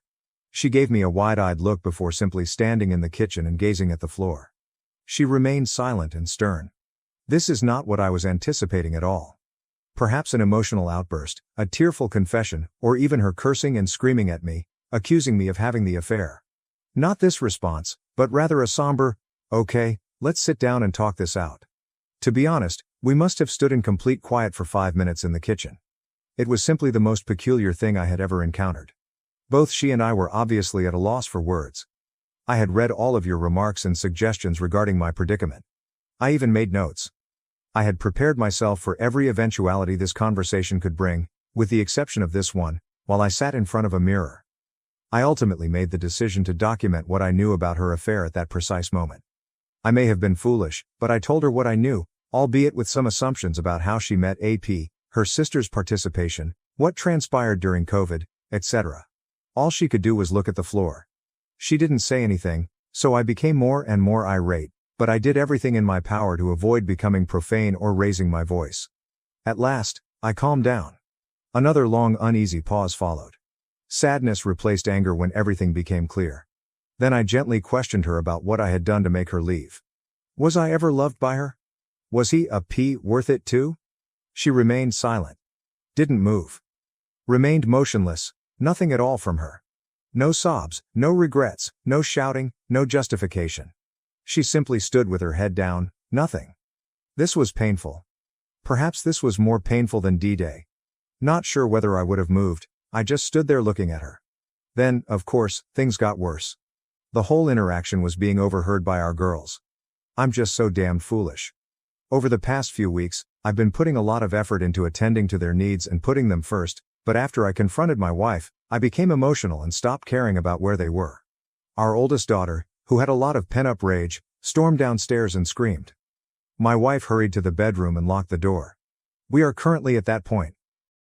Before I went to sleep last night, I could hear my wife sobbing for the majority of the night. Only our youngest has attempted to communicate with her. The others have stayed away from her. I'm going to propose that she remain with her sister until we can complete the divorce, if I can muster the confidence to do so. However, she still calls this place home. If we all have to live with her, it will only be a sad situation. You were all right about my wife, and I was incorrect. I was mistaken about every year we spent together, every memory, and every moment that changed our lives. I thought she would fall to her knees and ask for forgiveness. I really believed that she would confess the truth and repent for everything that had happened over the previous 4 years, thus clearing her of any blame. We are not worth it to this woman, who once drove back to a farmer's market after realizing she had been handed $10 more in change than she was supposed to. She doesn't value me, perhaps I never was. What comes next? It was really unpleasant at home today. The daughters and I made an effort to continue as we had for the previous 2 weeks, but it is obviously not feasible. All I want to do is move on from this whole situation, from the divorce to the uncomfortable conversations to the anticipated battles, arguments, and drama. How did you handle having to live with your WS, especially if you have children? I am aware that this is only the start. I keep reading blogs that say things will get better, but I'm a long way from that. Right now, I can't stop wanting to yell at every opportunity. Naturally, I'm making every effort to keep the girls' minds calm, but I'm not sure whether I can sustain it for 3 months. Before all of this is finished, school will begin. This is my life now, I suppose. I appreciate everyone's strong interest in me. I'm not sure if the worst is over or not, but I would appreciate any help you can give me to get through this next stage. Update 5. Since my WW returned home and I found out about her affair, I've been in a horrible mood. For my daughters, I've been doing my best to pretend. I make an effort to think and speak appropriately, but tonight I must face the reality. It comes in waves, as many of you post every day, but tonight I was struck by a very large one and became somewhat agitated. My WW has yet to get a lawyer despite the divorce being filed. And once more, I'm attempting to be as gentle and patient as I can in this situation because I'm beginning to see the possibility of an uncontested divorce that we primarily manage ourselves. But I'm not sure after tonight. We've been living together throughout the week, and because WW works so near to our family home, she spends Friday evenings at her sister's and Sunday nights at home. However, if there is no traffic, her sister is an hour away. It's been a habit of basically avoidance over the past few weeks, with WW essentially keeping to herself and the girls and I trying to go about our daily lives regularly. Even though we have informal conversations every evening, my oldest daughter and my WW have stopped talking after a few heated arguments. Right now, it's for the best.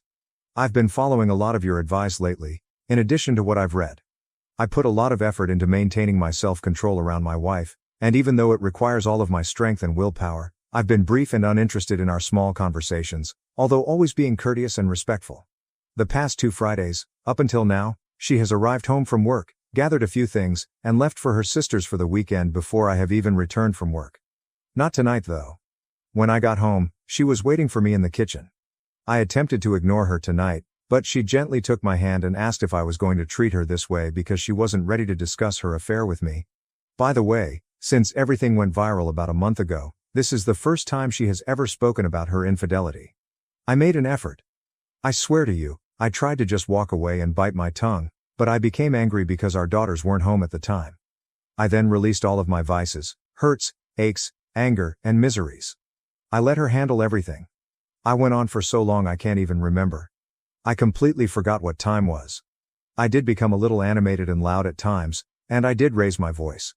I simply broke down and told her how devastated I am, how much pain I endure every day, and everything that has been haunting me and that I have been holding back. I mean, if I tried to summarize what I said, this piece would be 4,000 words long. I had no intention of stopping once I got rolling. Naturally, I broke down and became tearful once more. After this, I was furious with myself. Damn it, I've been doing great. She reached me. I allowed her to affect me. I was aware that it would occur. I was aware. Horrible. I can only express so much in the waiting room, and it has been building for a while.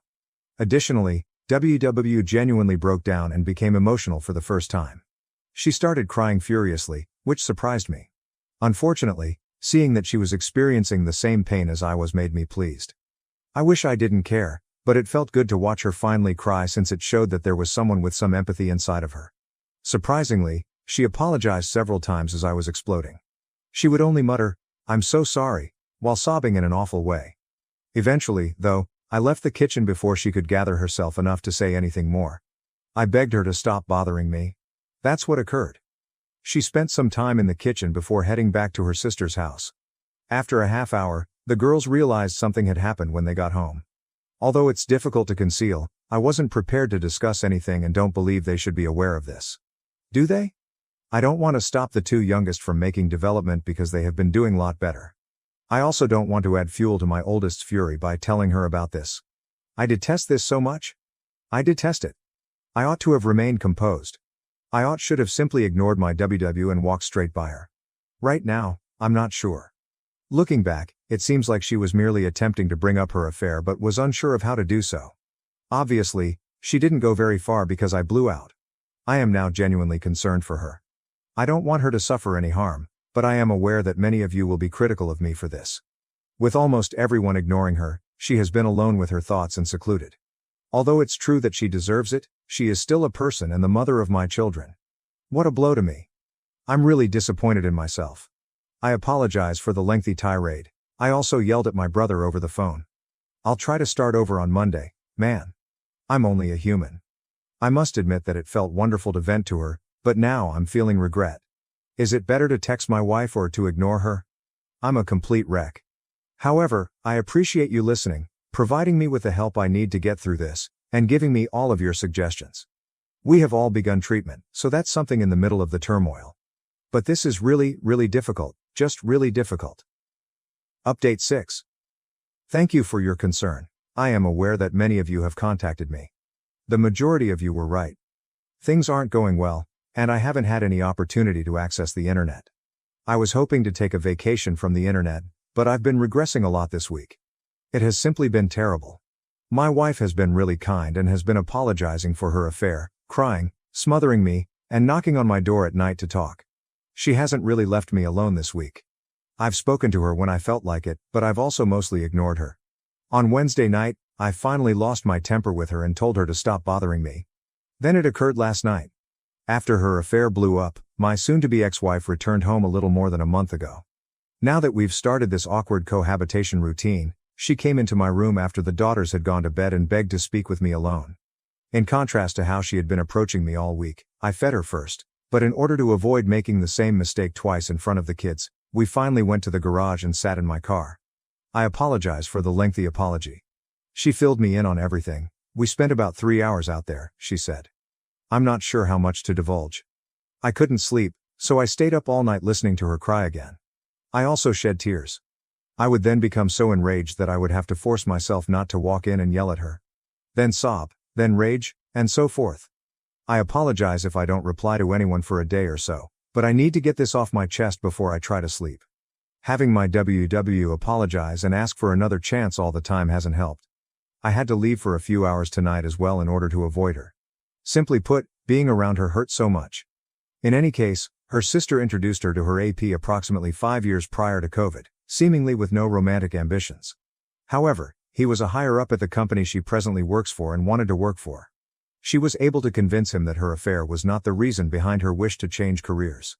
However, it goes without saying that she had more motivation after changing employment. The AP started flirting with her once she was hired. Texting at first, followed by images, and then more texting. Then, right before COVID struck, things got physical. She wanted to tell me right away after confessing to her sister, but she chose to keep it to herself. Naturally, my wife claimed that she went NC with her AP shortly after, but he contacted her again as soon as the limitations and lockdowns were relaxed, and she continued to speak with him until the physical aspect of the affair resurfaced. She claimed to have halted the affair a few times out of remorse once businesses resumed operations, but she continued returning to him, thus it never ended.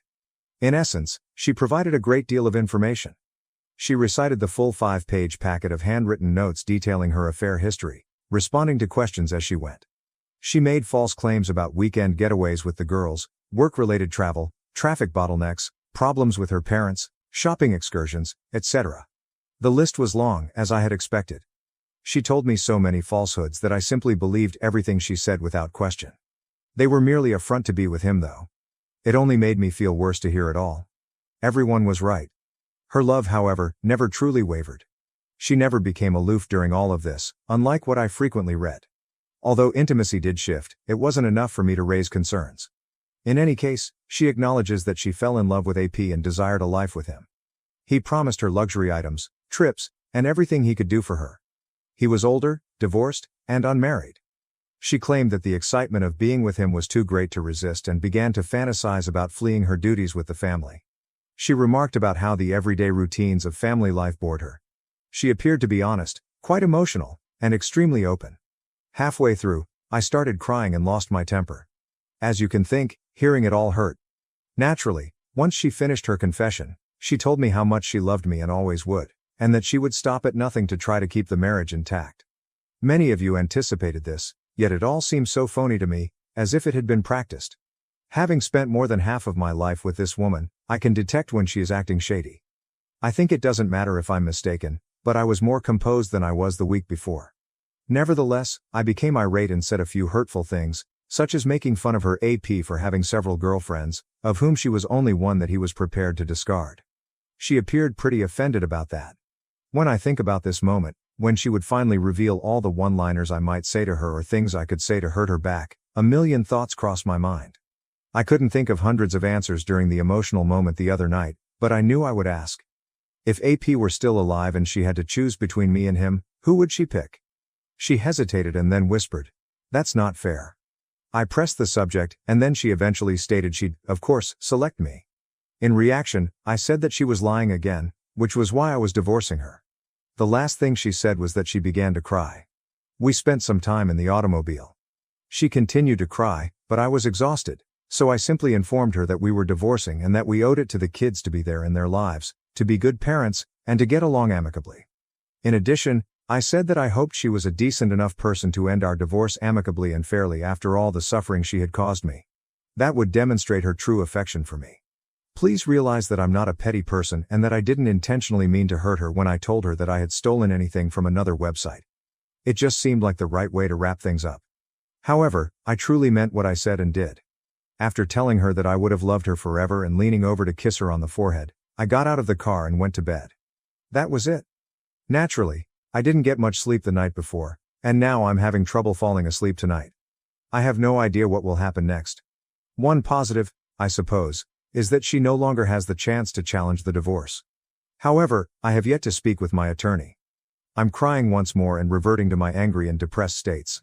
Hearing everything last night was really difficult, even though I could have avoided it all. She may have lied and made it up too, now that I know. Who knows?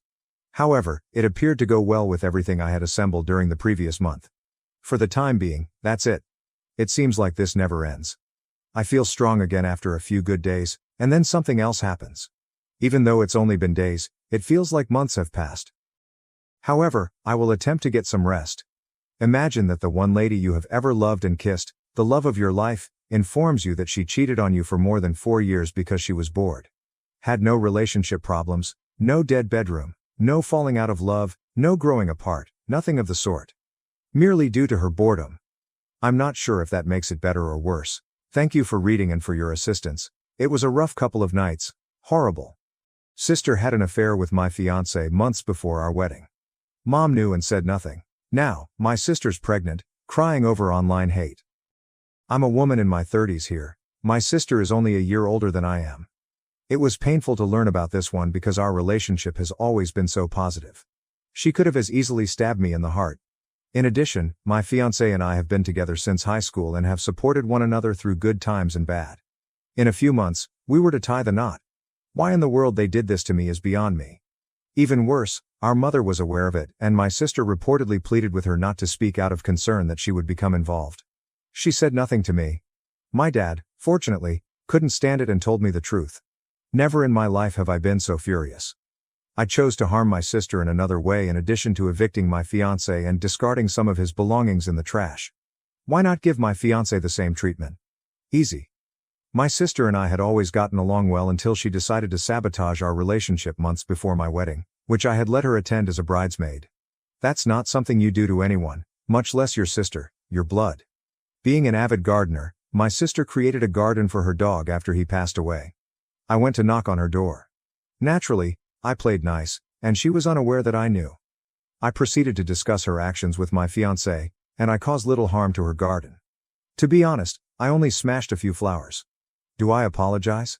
Her justification pushed me over the edge. The excuse, "It just happened," is insufficient. I suppose that's just how my fiancé and I ended up sleeping.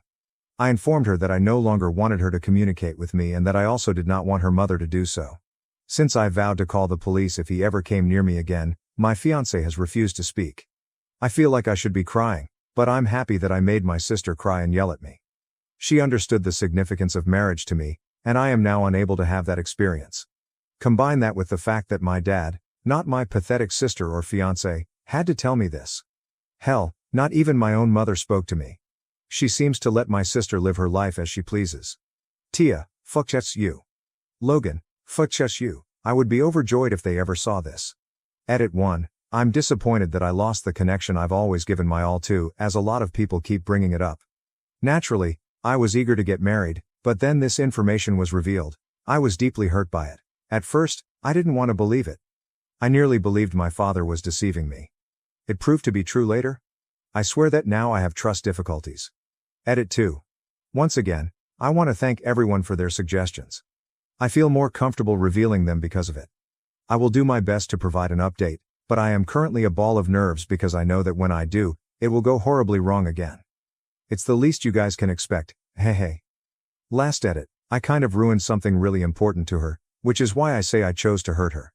That seems like it would be a bit far for most folks outside of here, but that's just how I feel. I know it's not what you guys were hoping for. LOL, obviously it took some effort, though, because she believed I was incredibly insane for doing so. As I already stated, I have no remorse for causing her such pain. I apologize for my awful mood. I will undoubtedly expose them at some point today.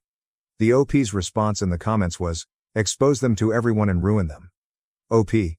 After I finished dealing with my sister, I truly contemplated doing this. To show her what the rest of the world thinks of her trashy ass, I could unblock her, if nothing else. But really, I still find it hard to believe she treated me in this way. Commenter. Have them exposed. They will attempt to reframe it and paint you in a negative light. Inform your extended family, his family, and your mutual friends. Inform them that you have severed all communication with them and that you hope to never see them again. OP. His sister was the only person that contacted me regarding this yet. What the hell happened? She asked me in a fit of hysteria. Uncertain about the rest of the family, she is totally on board with me in this. But right now, my father is the only person I can truly trust. Most likely, she does too. Commenter. What a terrible thing. What time did this occur? I'm shocked by your mother. OP. Over the last weekend, I discovered how my dad conveyed it to me in another comment I wrote. My sister allegedly made the decision to inform my mother. It's clear that she wanted her to remain quiet about it. My dad told me after my mom reportedly told him over the weekend, but not immediately. The problem is that I don't even know when they had sex. Neither my parents nor I were informed of that. It appears that my sister may have continued to hide this information for an indeterminate amount of time before deciding to tell my mother the truth. They might have done it multiple times, or even months ago, for all we know. I find it difficult to believe my fiancé, who has repeatedly denied ever having slept with her. I can't seem to grasp why my mom did what she did, yet a tiny part of me keeps attempting to defend it. She obviously didn't give a damn. OP. On social media, everyone is aware that the wedding has been cancelled. I apologized in a post for calling off the wedding, but I've disabled notifications because I continued receiving a ton of messages inquiring about what had happened. My cousin and his sister are the only ones who currently know. At the time, I couldn't even bring myself to speak to anyone else. I was really ill. However, these remarks are incredibly enticing and are giving me ideas. Update 1. Hey everyone, it appears that my previous post was removed. Once again, I appreciate your support and remarks. I learned a good deal. First of all, I did share my tale with her and my ex. To tag them, I unblocked both of them. A special thanks goes to the commenter who jotted down my appropriate response. I composed it, saved it, and added a few more words of my own. After seeing my story, my ex truly blocked me. After that, I forwarded my Reddit post to my sister. She didn't see at the time, but my ex's mother called me. She asked me how I was doing and whether I had heard the news, even though she was upset about everything. Sincerely, I couldn't stand to hear any more terrible news, so I felt a little sad. I questioned her about what she was discussing. So you haven't heard? She asked. I asked her to tell me, and I replied no. My sister is expecting a child. Logan reportedly told her this to try to get her to stop bothering my sister. I told her I had to end the call since I didn't want to hear from her any longer. I literally started crying 2 seconds later, so I'm glad she agreed. OP. My sister replied to my text and tale with the Reddit post link 2 minutes after I had been crying for 5 minutes. She begged me to remove it in a text message that was all uppercase. I would have chuckled a little if I wasn't so unhappy, but instead I just sat there and watched her destroy my phone. When she responded, "I'm coming over, and I'm telling mom that you're spreading my business online," I became even more irate. "Okay, you huge kid?" But I never answered. Even yet, I felt immobilized. OP. She's attempting to break down my door 30 minutes later. In a flash of rage, I opened it and began yelling at her in various, expletive forms. I informed her that it would remain up for as long as I wanted it to, despite her constant cries for me to take it down. She insisted that she didn't deserve the abuse she received online, and she even attempted to reassure me that she would have forgiven me if it had been the other way around, and that she had always supported me through everything. I punched her at that moment. A tiny part of me felt bad. My last post undoubtedly made it clear that I'm not the fighting kind. Funny, but in response, she said, "It's not my fault." When Logan had had enough of you, I told her that I hoped she would end up like her dog and that she deserved all the criticism she was receiving for destroying my relationship. I even said I was sorry I didn't wreck her entire garden and her foolish face. She was playing the victim the entire time, and I see now that I'm terrible for saying this. She told me to rot in hell and referred to me as vile. She insisted that I was punishing her for an error. I replied, "You have no idea what you've put me through, and I know you would have done the same thing if you were the victim." I had the audacity to punch her in the face and let strangers criticize her online, and she continued to cry and abuse me because all she had ever done was be there for me through everything. I told her that I didn't want her to speak to me ever again and that she deserved it. "I'll call the police if she gets close to me." I refused to put up with her constant accusations that I was being incredibly unjust and that she apologized in her texts. I instructed her to let mom know that I wouldn't be speaking to her ever again. I urged her to go home and wished her luck with her unwanted child when she inquired if I was really going to cut her off like that. She didn't leave my porch again after that. In any case, it doesn't even matter that I had to clean my favorite vase. They're at least no longer in my life. But I'm feeling strangely depressed right now. I'll never feel the connection we shared again, but it's for my own good, damn it. Positively, I feel like I've escaped 2 gunshots. But once again, thank you everybody, perhaps I do require therapy. Last edit. My mother claims that my expletive sister is crying uncontrollably over cruel individuals on the internet, so my dad contacted me a short while ago and asked me to remove every post. Like I'm removing something. My mom keeps defending her by suggesting that we should take it easy on her, even though my dad is furious about her pregnancy. I'm not speaking to her because of this. But once again, thank you everybody. I have other things to worry about, and I'm tired. Update 2. I have formally made the decision to accompany my dad to LC today. He wasn't really angry about it, which surprised me.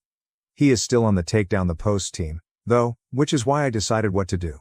Since there would be no need in attempting to reach me if I didn't respect the family, my mother doesn't want anything to do with me.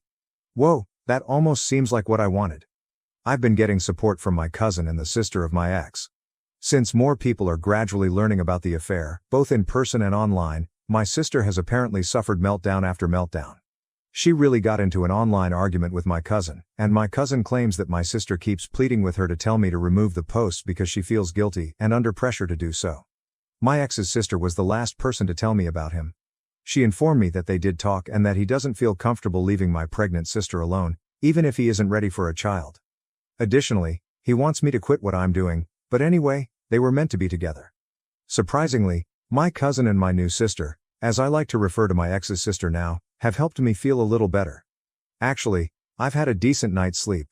Still thinking about going to therapy.